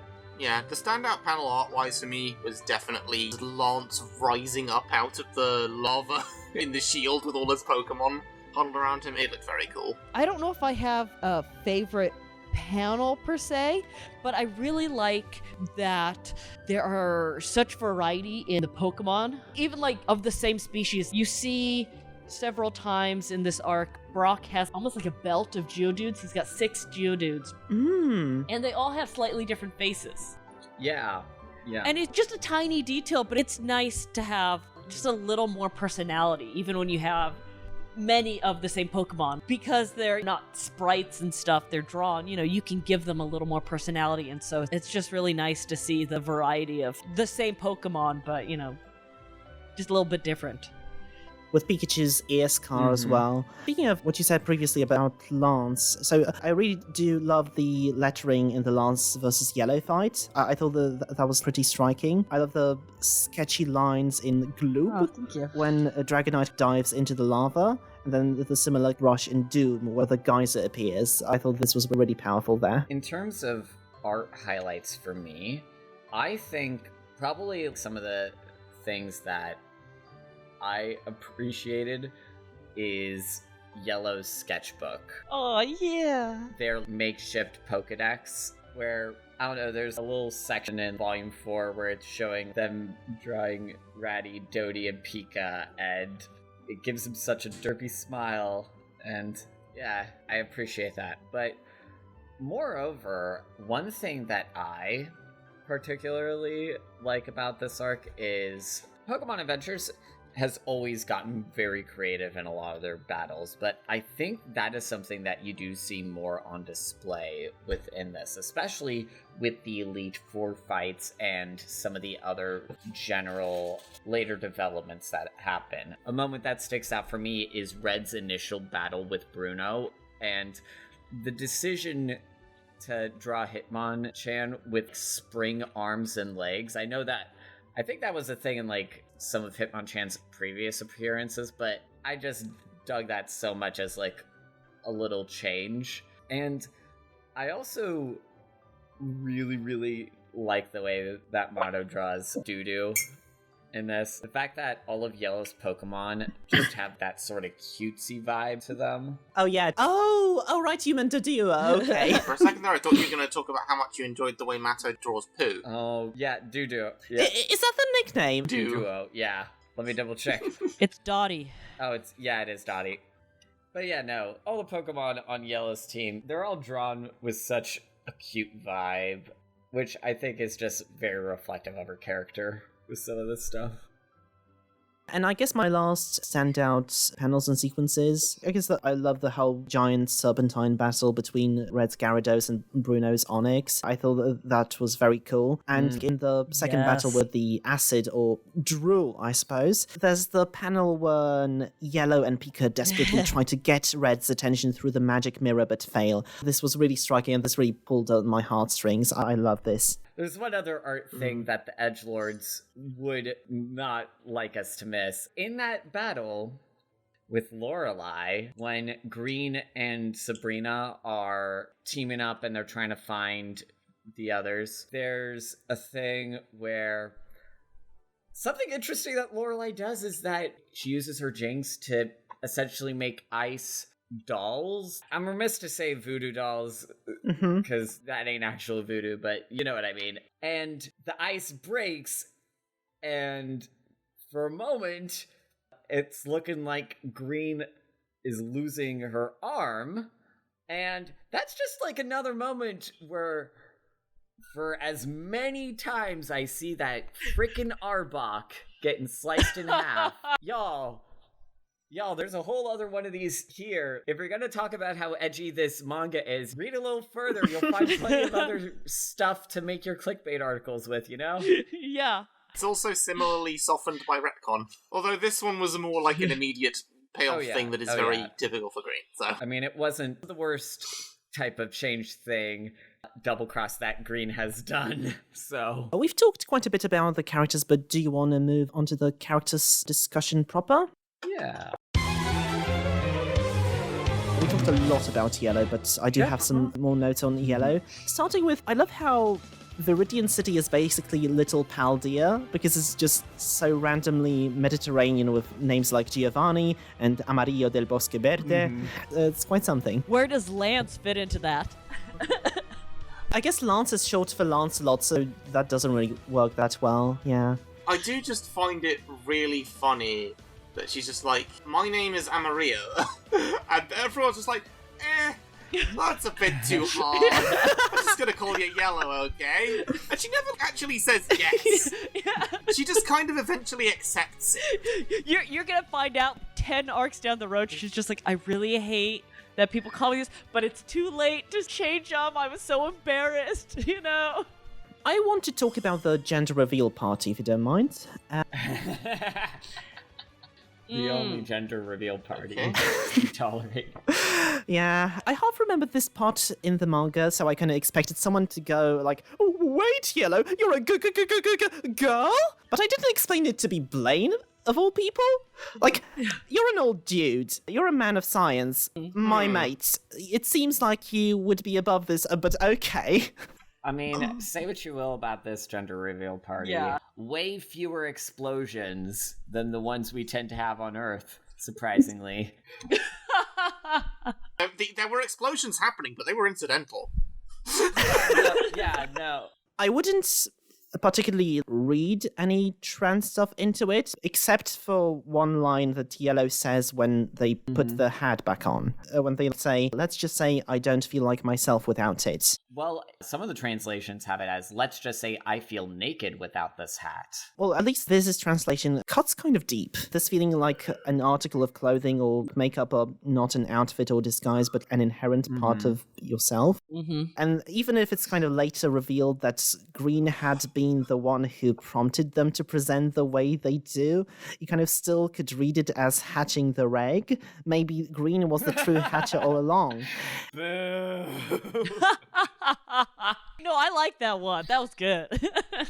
Even so, please do not read this as an endorsement or a rejection of Kusaka. I know nothing about the worldview or personal life and cannot make any definitive statements about them. Don't assume any content creator is your ally, kill your heroes, etc. And especially since I have trouble sticking with this interpretation, especially since later on in the series, Yellow starts to present more feminine without giving too much away. Yeah. Specifically, they walk around without a hat on. And I'm not sure I like what implication we would draw from this, especially since it's an unfortunately common trope in manga that queerness is something that you can experiment with when you're a teen or a preteen, but then you need to grow out of as an adult. I feel like to read that into the story would only hurt me more in the long run. Yeah. So I don't really know how to approach this. I don't know. It kind of reminds me, this was kind of a thing in Persona 4, wasn't it? With... Oh, yeah. Yeah. I think as a filthy cis straight dude, far be it from me to talk about where folks should get the representation, but I do know that yes, even if Yellow does present more femme as time goes on and those aspects are kind of downplayed more, and the fact that it's mostly for the purpose of this mystery, I don't know.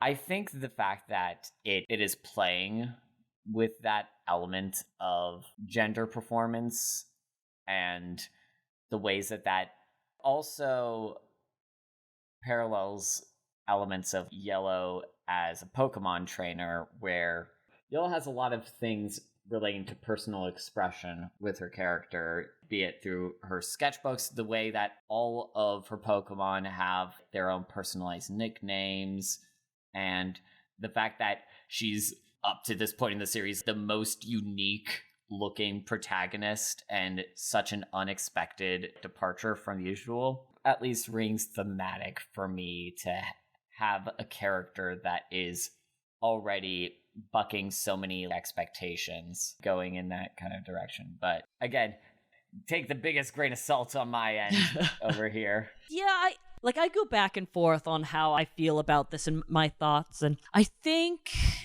for me, it kind of boils down to, like I said before, I don't want to treat it like, oh, gender identity is just a hat you wear. In this case, literally for her. But, I think it's just like kind of her feeling it out. And it's not so much in Pokemon Adventures because there are a lot of really strong, powerful female characters. Mm-hmm. But I do remember as a kid being so excited to find out that she's at least sexually female. Yeah. No matter what her gender is, what she decides on for herself. I remember getting really excited because it was just like, oh, he's a boy. No, he's a girl. And I was like, you could be both. And even, I don't know how old I was when I first read Yellow. I worked on it after I got out of college, but it was still just exciting to me. I'm sorry, I don't really know how to explain it, but... No, I totally get what you're saying. It's absolutely and immeasurably valuable if this has a positive effect on trans people discovering themselves. And I think with this kind of representation in children's media, there's always the question of balance of how many eggs this can potentially hatch, or how some people might take something the wrong way and might inspire transphobia or might inspire a defensive response if an alternate interpretation comes into play. I guess what makes me most hesitant to relate to this in a particular way is that we've said before that Yellow is characterized by being afraid of changing, and this can be conflated with being afraid to mature. And I don't want to make that connection with the relationship to her gender and how she's afraid of maturing because she will lose her disguise or whatever to bring in the bad faith interpretation. I wouldn't like the implication to be that this is a flaw that Yellow needs to overcome to mature. Yeah, that element of maturity, because that's something arguably that also would extend to their philosophy of being a Pokemon trainer, where that idea of she cries when Ratty evolves, and the notion of battling, and the idea of being a more fundamentally empathetic and more pacifist, the idea that one matures out of that is like... Yeah. And that's why I'm probably just going to stick with the intended interpretation. I suppose that she is a girl, but I am going to keep this valuable experience that we had and we could relate to in the back of my mind. I feel like it's the way I'm going to approach this. So yeah, that's kind of my relationship with Yellow. So I've got some thoughts on Lance and the Elite Four. Yeah. The series is continuing the trend of predicting future gens by basically having N a decade before N first arrived in black and white. When you were noting the hypocrisy thing, it did make me think, yeah, that is kind of a thing that Gen 5 ended up dealing with Team Plasma a little bit. Basically, yeah. It's interesting how the differences between the Elite Four are highlighted, how they took differently to Agatha's manipulations. Like, Lance is deep into the ideology of eradicating humanity. Lorelei just kind of seems to be deeply indebted to Agatha, while Bruno just seems to want a good fight and to respect nature. And when he's disobedient, then Agatha just has to control him. I had totally forgotten about the control thing. Yeah. Oh, that's Agatha. That's brutal. It was one of those things where at first I found it really weird that he never touched on it because of how just quickly the manga moves and it doesn't really dwell on it not being something he realises. But then it's one of those things where you get to the end and it's not really a writing problem anymore and they clear it up, but it's just because of how quickly the manga moves, it did throw me a bit. And it's also with Blue's pendant, so the element of the design is used for the narrative purpose. In this case, it's Bruno's bracelets as the things by which Agatha controls him. I also love how Agatha's Arbok and Golbat look way more demonic and ghostly than Koga's Pokemon, both with her connection to Oak and with Arbok's patterns. Kusaka's really good at taking minor details from the games and expanding upon them design-wise. And perhaps, as we'll see in the future, not as good as condensing a lot of game features into a few chapters, but we'll get to it when we get to it. Oh yeah, I know what you're talking about, and Lance's behavior in battle is kind of too simplistically diabolical to me if it went along more with his philosophy, but I also don't know how I would approach that, God forbid, if I were the one writing the series. But yeah, do you have any more notes on the Elite Four? I think the only other thing is I like how in the flashback, Professor Oak is basically in the same outfit that he busted out in at the end of the Red Arc when he was competing at the Pokemon League. Yeah. It makes it extra funny considering that he used to be this big champion and then he comes back a couple years later in that same outfit and everyone's like, who could this mysterious man be? I like how he's this super powerful battler and stuff, and then he tries to defeat Yellow with a Spearow. Buddy, where's your Kangaskhan? You know, like, okay. It's also interesting that both in Agatha's flashback and in the first part, Oak seems to be framed as a normal type specialist with Kangaskhan and Chansey and Spearow. Yeah. He's just a normal guy. I guess one Elite Four related note I have is that I like that the way that Surge manages to get the turntables against Bruno is by utilising an underhanded villainous feeling tactic. Something that like the heroes perhaps wouldn't do, at least the ones that aren't green.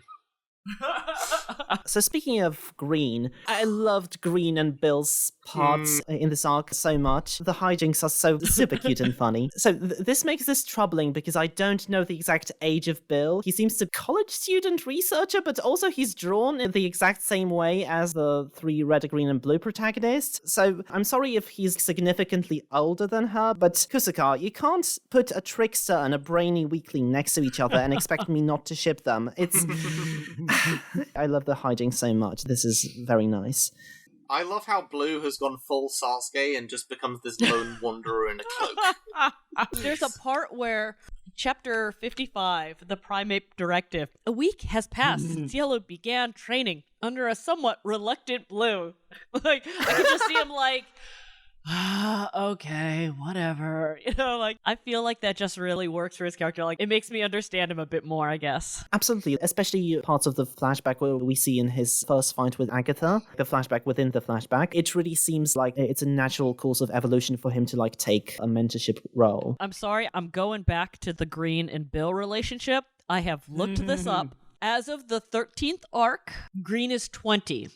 As of the 13th arc, Bill is 24 to 25. So it's not a huge difference. Okay. You know, I think it's, they're both, adults. I don't know how old they were exactly in this arc, but, they're fictional. Yeah, they do be fictional. I do want to say one note about Green, though. I love how unapologetic she is about everything. Mm-hmm. She's got things she has to do, and if she has to trick you, well, sucks for you. And she knows what she wants, she knows what she has to do, and she'll do what she has to do to get it done, and I really like that. Yeah, so we gushed over her so much in the previous episode, and I don't want to repeat myself here, but I can't stress enough how great of a character she is. She's always entertaining whenever she appears into the picture. Like, the way she tricks the information regarding the PC system out of Bill, it's just chef's kiss. I don't know, how do you guys rate the Fujiko Mine energy Green's emanating in this arc? Oh! That's a good comparison. I'm feeling like I'm tempted to say that there might be a little bit more, but she's a lot less flippantly cold than Fujiko. I'll give her that. There are certain arcs of Lupin where she is not interested in the others at all and is just in it for herself, and I don't think that's true of Green. That's true. That's true. I haven't watched Lupin at all, but it does seem like she's less prone to using the tricks upon tricks upon tricks upon tricks in this part than the last one. Maybe it's just less surprising because it's the second arc. Yeah, it just kind of had the one big one, and then she has leverage on people throughout the arc, or on Bill. I have some more notes from the random observations. Do you want to slowly transition into that? Yeah. Okay. Okay, so there is Green's plan to issue commands with the bubble mic. It's weird. It's real weird. I get that shouting a command would give away your position, but wouldn't a very visible bubble floating to your Pokemon from your exact location reveal your position even more? And I get if this was a gadget that you would have to insert in from one of the games, but unless it's from one of the spin-off ones, I'm not sure if it is. I mean, well, Wensleydale, hear me out here. Okay. To quote the man of shame, Doug Walker, fucking bubbles. You see, now I'm groaning at your jokes. Of how the turntables. There's also another moment with, you've talked about this, but the Sabrina versus Lorelei fight. When Sabrina and Green hang over a cliff, Lorelei asks them why Sabrina just won't ditch the thief. And then Sabrina goes on a whole spiel of how they are partners for this fight, and she won't abandon her. And I'm like, Lorelei, you handcuffed them. You literally caused that? She can't let her go because they're handcuffed together. Are you actually okay? Is this a piece of your brain? Maybe she's just like, honestly, I thought you'd cut each other's arms off. I mean... Yeah. That could be a really funny kind of villain where it tries to be Lorelei, where it's this secretive, voodoo casting individual who tries to be all ominous, but then is just really absent-minded and just kind of out of touch. I guess that would be a very Toby Fox sort of characterization. That's 3 for 3 on the Toby Fox mentions in this podcast. Every episode we still have to name drop him. Toby Fox, you grime a bitch. Oh my god. Just to explain the joke, because this always makes it funnier. Every time we played one of the Mother series and we found some part of it that Toby Fox took inspiration from, like the house in Earthbound, which is basically worked into Frisk's room at the end of Undertale, every time we joke around, oh, Toby Fox, you haven't invented it. Toby Fox, you slimy bitch. Yep. I like how the one reason this part is longer than Red, Green, and Blue is because the climax is so damn long. Yeah. So long.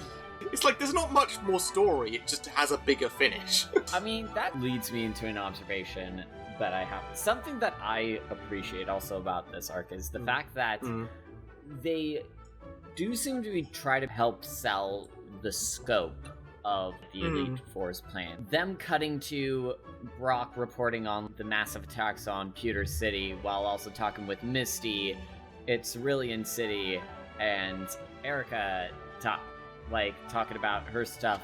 I found that kind of stuff pretty neat. Yeah. Especially Misty having to basically go, the Torches of Gondor on them with Starmie. That is actually a plot point I'm a little unclear on. Why were the Elite Four's army stealing the badges? Because it seemed like they were already in the artifact from Red's gym challenge, and then the armies just throw the ones they picked up away? I don't really get it. Well, some of them were fake, right? Oh, right. Well, I think some of them, they didn't need repeats, but they didn't know how to get the Earth badge. I see. And I think at some part, Agatha says that far down the chain, she could only give basic commands.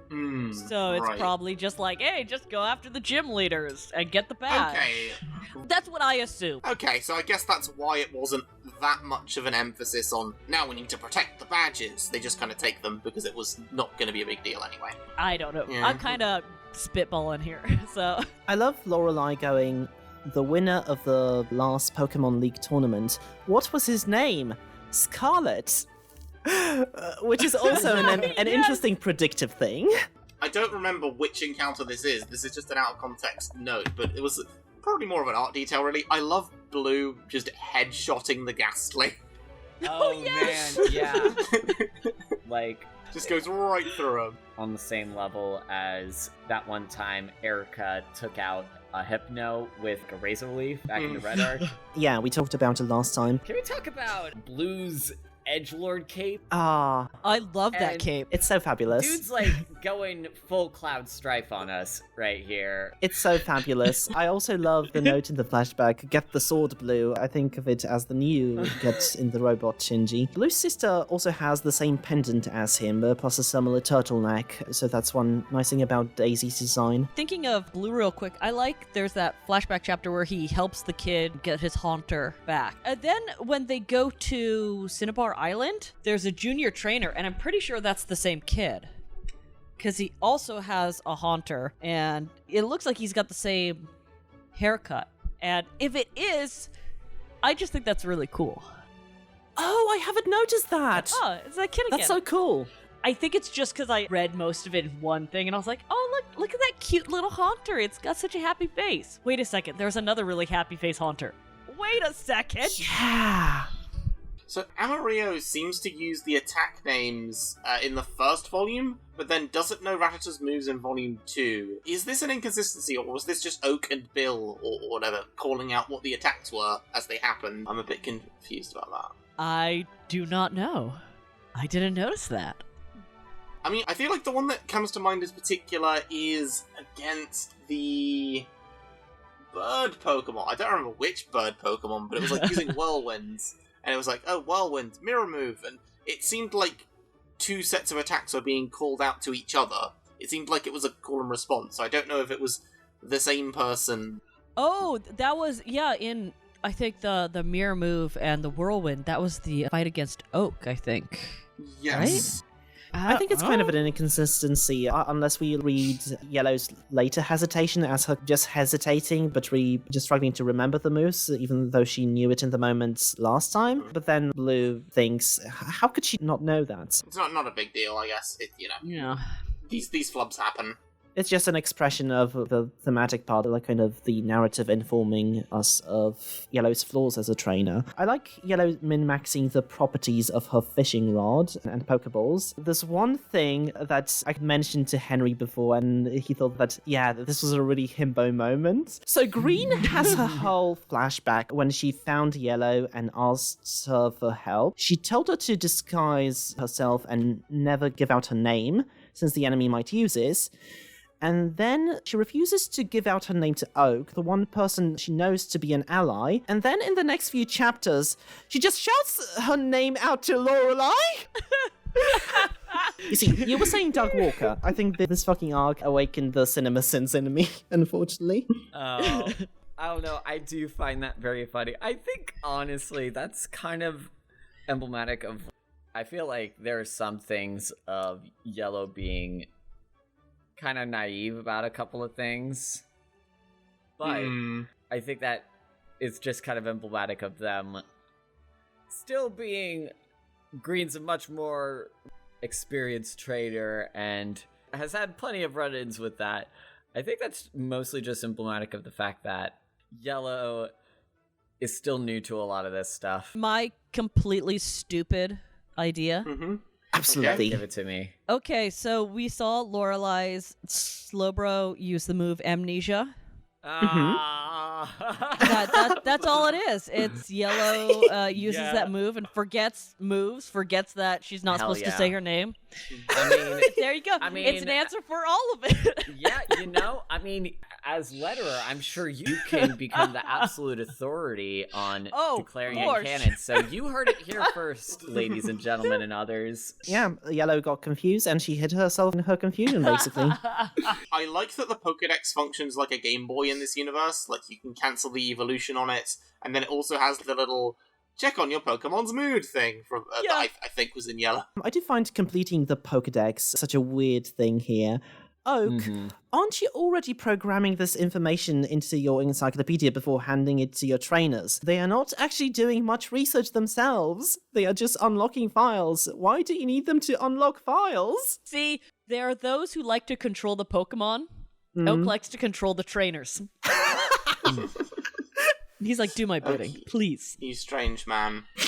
I do like how they're making incidental trainer types from the games into their own characters, like the super nerd and the swimmer. Yeah. There is a page where Yellow exposes about the connection to the powers of the Viridian Forest, and I love how Mewtwo's just in the ball, I don't give a shit, I'm Dan Green.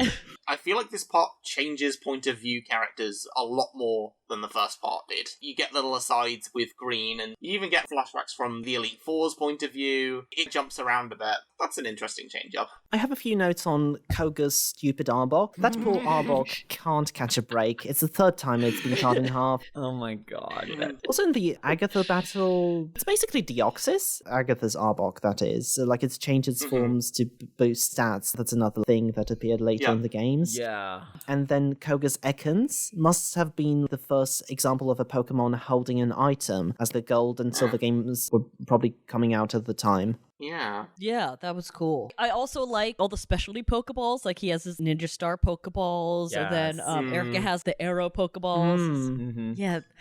These are kind of stupid and kind of awesome. Yeah, Bruno has the nunchucks. Yeah. I love it. Well, I mean, it's similar to Yellow's fishing whole Pokeball type of setup. You see, I want those to be made by Kurt, in addition to Apricorn Balls. Another thing from the later games, Red's Eevee can Mega Evolve, or I guess Digivolution would be the reference at the time. How dare you evoke that? I noticed Red has kind of a signature facial expression now whenever he's in deep tactician mode, but still kind of carefree. He always sticks out his tongue. I don't know if you noticed that. Yeah. No, I didn't. I did not. I do find it quite funny how two volume endings back to back are like, next time, the final conclusion! Because then it has to start the final arc and then end the final arc. As opposed to the initial conclusion, I guess. I guess in this manga, it's appropriate. There are those 3 Team Rocket squadron leaders, right? I think that they are called Ken, Ryu, and Harry. I might be using the old names. I'm not sure how they're called in the translation we read so far, because I think the names are given later. But I hope Kari didn't pass the opportunity to call them Tom, Dick, and Harry in the translation. This would be excellent. Oh my god. Amarillo achieves something that Monkey D. Luffy never could. Finishes a final battle with a major opponent while keeping her straw hat on. That is something I never thought about, really, huh? I think about it all the time. It haunts me. His straw hat is never on when he beats the opponent. It always has to fall off because the impact of the fight is just too much. That's how he unlocks his power.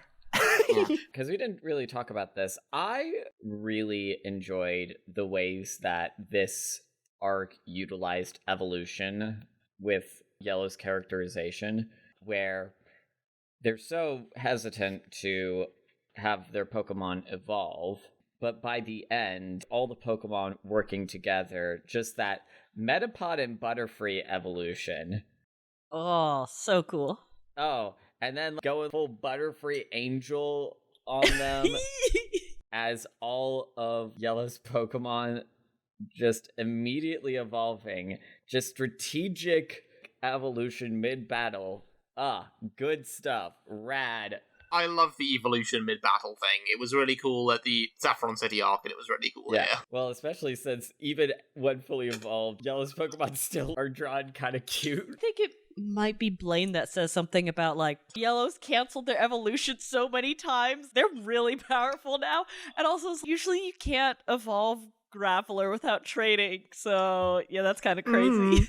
Built different. This is pretty early on in the arc where Blue and Yellow are training together. And Yellow mentions that she got ratty by somebody else showing her how to do it. And we find out that was Red. But I love that that's how you learn how to catch Pokemon in the early games. Somebody comes and like, I'm going to catch a Rattata. It's just a little thing, but I thought that was really neat. Yeah, Red, as it turns out, is the drunken old man. Oh, I'm sorry, the man who had too much coffee. No, didn't have his coffee. Okay. That was a fun thing, because, like I mentioned, I was introduced to the Pokemon manga just by reading a floppy of the Yellow arc in my library, and I circled back to the Red arc when I was able to get the omnibus of that, and seeing that chapter where Red helps a young Yellow, I just remember my dumb middle school self looking at this and being like, that kid looks like Yellow, but like, Yellow's a boy? Wait, what's going on? And then me realizing later and being a fool. No, see, Yellow just had everybody fooled. Yeah. But that hat's really good, okay?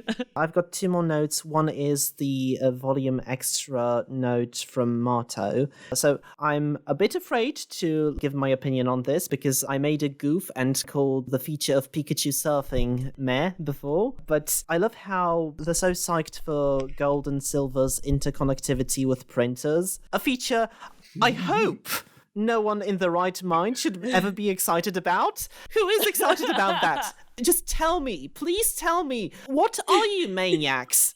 Yeah, the Game Boy printer, that is distinctly such a specific era of time. Just kind of reminds me of how so many weird Game Boy accessories were made back in the day. I mean, where's our Pokemon interconnectivity with the sewing machine feature? My last note is about Cerise Island. It kind of seems like it could be Seafoam Islands with the cold and the image of stalactites dropping down and creating a maze, but they already used it for Red, Green, and Blue, so oops. And now it's kind of like a blend of Seafoam and Cerulean Cave. But what I found out, apparently it's based on a location in the spin-off game Hey You Pikachu.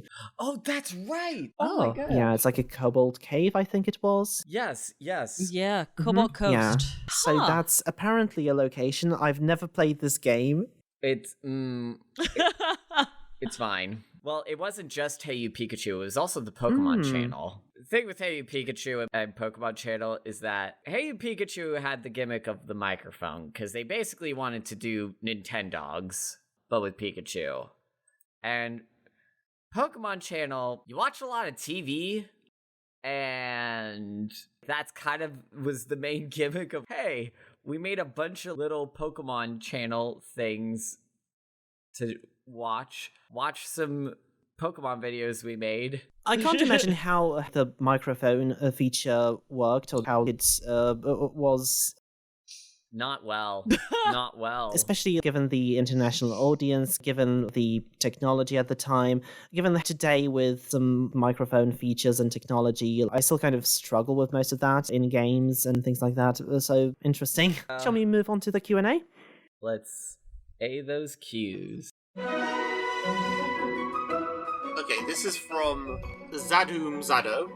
Why do you think Lance doesn't seem to have Yellow's stamina problem? These are all from the Pokemon Adventures Reddit, is that right? Yeah, all of them. I guess he'll have been honing his powers for longer?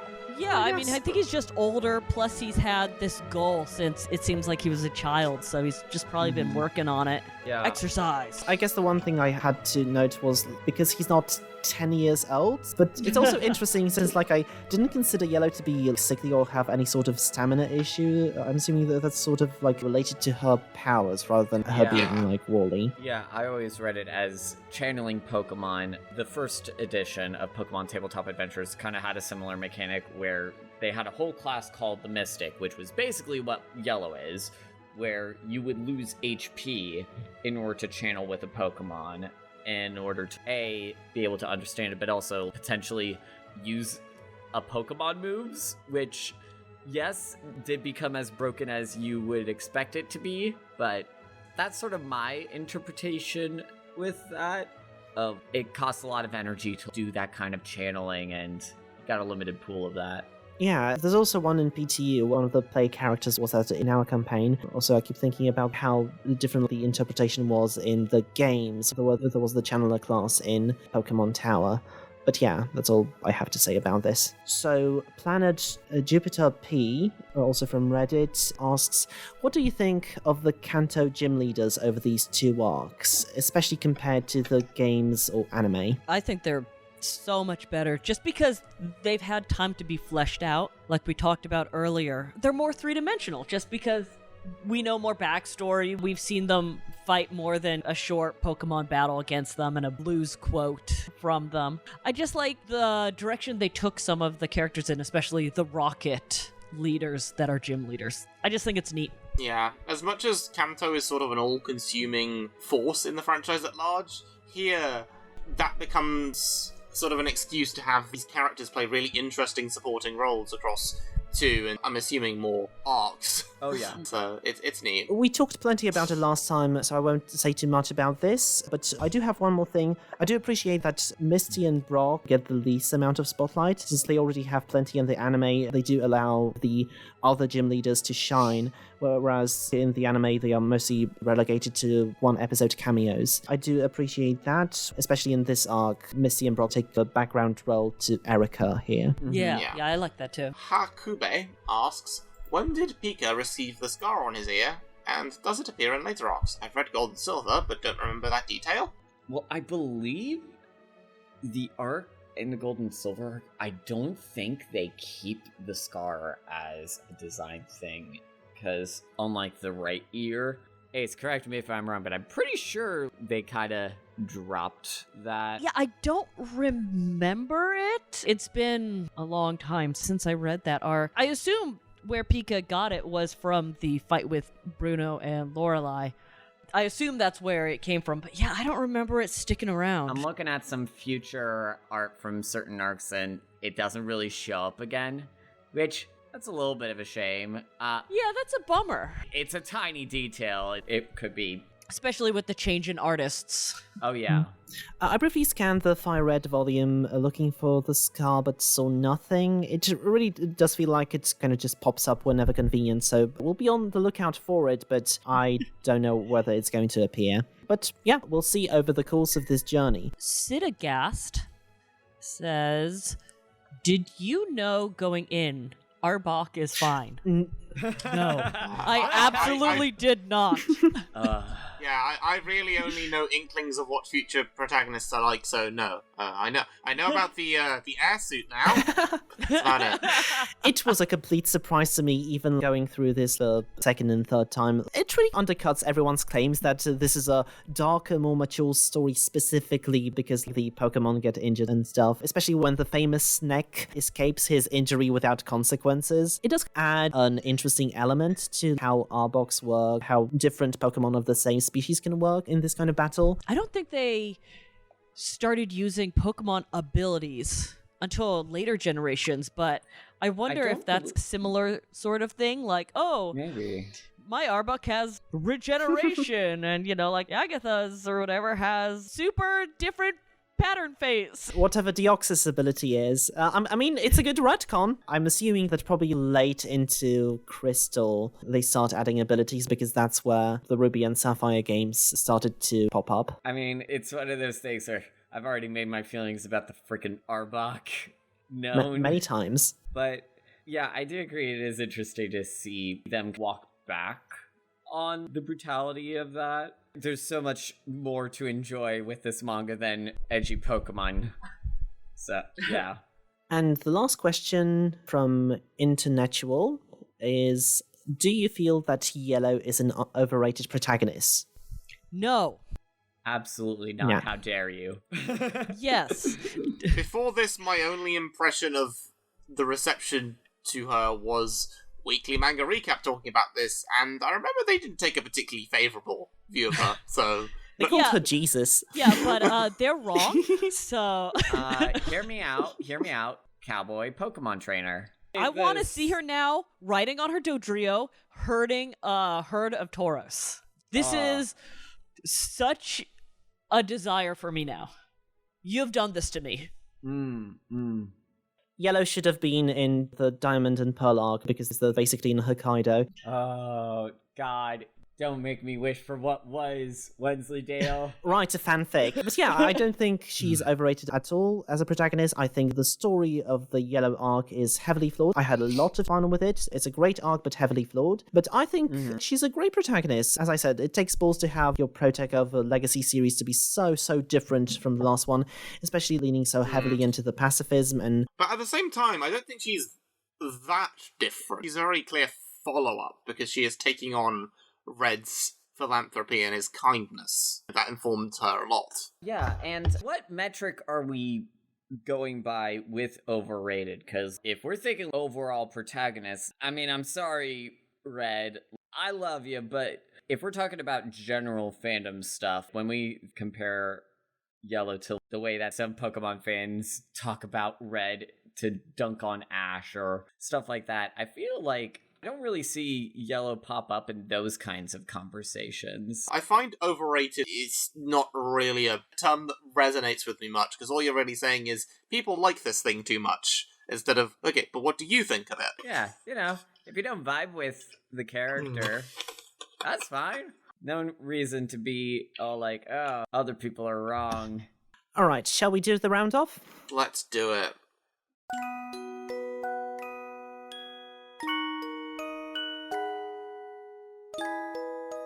Well, I'll say something. Thank you very much for joining us. This has been an absolute delight, Ace. Yeah. Thanks for having me, guys. I love Pokemon. I love Pokemon so much. Especially Yellow. It was so great to have you on this. I've been looking forward so much to hearing the behind-the-scenes stuff you shared and also your thoughts about the different protagonists. I'm happy to hear we share a deep appreciation of Ruby. He's fantastic. Oh, Ruby. And whenever there's an arc that you particularly enjoy, if you want to come on the show again later, just let us know and we'll be happy to arrange something. Thank you. And in the meantime, this is going to be the second proper episode of Podcastmon Adventures. You can listen to us wherever you listen to your podcasts. Patreon.com/Wensleydale Cheddar is where all the links are.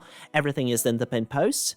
That's also what helps us pay the bills. So if you want us to devote more time to making the show better, consider supporting us there. I'm saying us because Hovin has taken over the editing of the podcast this year. Oh, bless you, Hovin. But in return, you can get your name in the YouTube credits or get access to some bonus content, which I am recording. So I am valid in saying us as well. As we're once again dipping into Pokemon content on this channel, Spinning Ashen and I decided to record a Nuzlocke of Pokemon Soul Silver. We're having a lot of fun with it. We're kind of like around the 7th gym already, about to meet Lance, so it's very topical.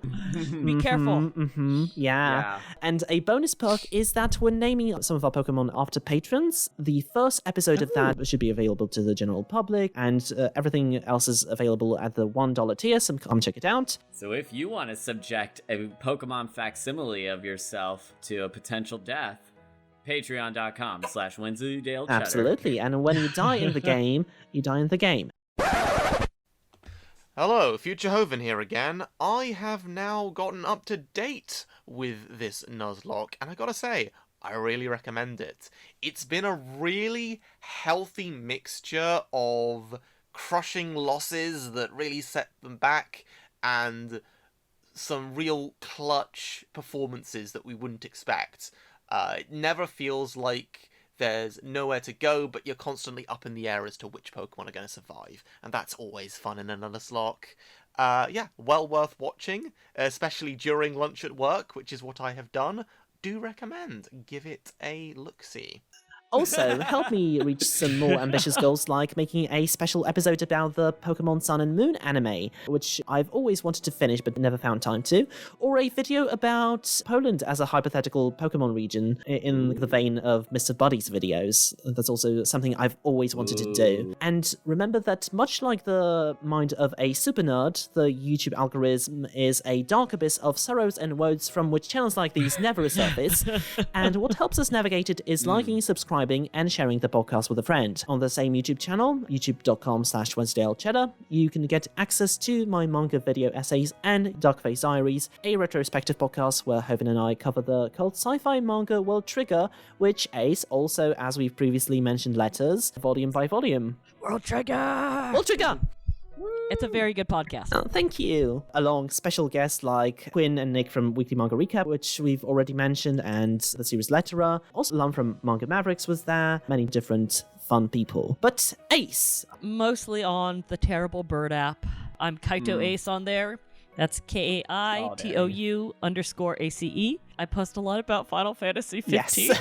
mostly. You know what? That's my usual jam. Wait. Who's your fave in the boy band? Oh, it's Prompto. Yeah, that's my son. That's my son. But also, you took Core as your middle name. Yes, my middle name is Core after Corleones, because that's just how I roll. And you also have a store, I believe, at pantheraleo.bigcartel.com. Yes, thank you. And there I mostly have just really dumb stickers and a lot of plush. And I'll have some block print stuff up there in the near-ish future. I always love when you post on your Twitter the new stuff you're making, so it's really nice. And be sure to follow Ace on the Bird app and whatever app replaces the Bird app. Now, Henry, where can people find you? You can find me in all sorts of places on the internet, but primarily a place where a lot of the stuff is centralized is youtube.com/Henry Kathman. I do my video essays. I try to keep things on a monthly basis, talking about whatever the heck I want. Algorithm be damned. And as of this recording, the most recent video that is out is a video that I did on this video game called Wildflowers, developed by Drydock Studios. Or you might check out my video about Jeff Smith's Bone if you are wanting to hear my opinions about comics and things relating to that. But yeah, otherwise, some of my other stuff. You could also listen to me on the Pink Owl podcast, which is a podcast about Barbie movies and girl-centric property movies. We recently did an episode where we discussed the trailer to the Margot Robbie Barbie movie, which, do not get it twisted. We are going to be seeing that sucker opening day. I'm going to be seeing it the same day as Oppenheimer. If we get that amusing same-day release here in the UK, which we probably won't, knowing our luck. And if you want to be able to see all that stuff in a centralized place, henrykathman.tumblr.com is a place where you can find all that stuff, because to hell with the Bird app. And everything I do is supported via patreon.com/Henry Kathman, where you can get access to a couple of little things. And I guess by the time this is out, my newest video should be done by the end of January. I'm talking Goncharov. That's cinematic classic Goncharov. I wrote close to 5,000 words about Goncharov. This is not a bit, so very interesting. Get ready for that. I love your long-form stuff. And also, I think your video essay about Bone was really well made. It really resonated with me and made me sad that I'm probably never going to bother to read this, but I do want to. I'm just saying, it's free. Okay. Do nice things for yourself, Wensleydale. I mean, listen, you've read how many volumes of One Piece? Yeah, a lot. There you go. There you go. All right. Yeah. Hovin, where can people find you? You can find me on the Deadly Firo app, Hovin with an H. I tweet about manga, I retweet lots of art that I like. And then, as far as content that I have made, I'm at Hovin with an H on YouTube. I have my now somewhat defunct podcast, Hovin's Hideaway, where I talk about all sorts, mainly manga. If you enjoy series about gaining a unique power and evolving yourself to fight monsters, check out our episode on Kaiju number 8. If you thought to yourself, what if a Pokemon was trying to eat me? Then check out ours on The Promised Neverland. And if you're thinking, but what about a manga where a character collects love interests like their Pokemon? You can check out our episode on We Never Learn. Gotta catch 'em all. All those endings. And once again, you can find all the links to that in the description or in the pin post at patreon.com/WensleyDaleCheddar. Send us emails, questions, comments, suggestions at Wensleydale013@gmail.com, or follow us on Twitter at Podcastmon Adventures, or individual Twitters at WensleyCheddar, at Hovin with an H, at Kathman Henry, and at Kaito_Ace, I believe. Yep. Follow the Duckface Diaries podcast at Duckface Diaries, and follow the Pink Isle podcast at Pink Isle Pod. Right, what are your predictions on the next arc that we're covering, which is going to be Gold, Silver, and Crystal? So, my estimate is that it's going to be longer than either prior arc, but not as much as them combined. Red, Green, and Blue to Gold and Silver is about the same gap of time-wise as Gold and Silver to Ruby and Sapphire, so I'm thinking 6 volumes with around 72 chapters. Okay. I guess. Now, I've got all the information here. So, if you said that the yellow arc and the red, green, and blue arc together were shorter than Gold, Silver, and Crystal, you wouldn't be correct. If you said that the Gold, Silver, and Crystal arc were longer than red, green, and blue, you wouldn't be correct. Because it's the same exact number as those arcs together. It's 90 chapters. Amazing. Which is going to make the next arc a lot to read. So it might be a while before we pop out the next episode. Yeah, we got some comments on my question problems, like, why is the last episode in, like, August? I'm like, honeys, you might want to get used to that. Sorry. Predictions. So, what the heck is the Elite Four going to do in the next arc? Because they're shared across both games, and Lance is the champion in Gold and Silver, so there's definitely a lot of interesting things you could do with them. Whether they are starting face turn, are they a part of the league at all? I'm guessing that the Pokemon that kidnapped Green is Ho-Oh, since it kind of has that feather pattern going for it, and Silver is already positioned to be a very different character in the game one, so I don't think Silver is going to be antagonistic in quite the same way the game character was. And this is not the prediction for the next arc, but will Megavolt result in the birth of Volt Tackle in a later part? We'll see. Yeah, that's all I'm musing. Very interesting. Right. Okay, I can't wait till you find out. I will say, as before, you got some of the stuff right. You got some of the stuff, it goes another way than you think, but it's going to be interesting how you react to those. You know, it's a whole new world we'll be in. It's a whole new world to see. So, it's a brand new place. Brand new attitude. Yep. But we're still gonna read it all, folks, so... Is this the way to Amarillo? And we need to make the podcast the best we can be, so I think it's probably time to round off completely. Once again, thank you, Ace, for being on the podcast with us. It's always a pleasure to have you on. Thanks again for having me. Always a pleasure to talk with you guys about cool stuff. And this was our second episode of Podcastmon Adventures, and as always, it looks like we're blasting off again! Whoa! Every single time there's going to be a tangent about the bloody Arbok.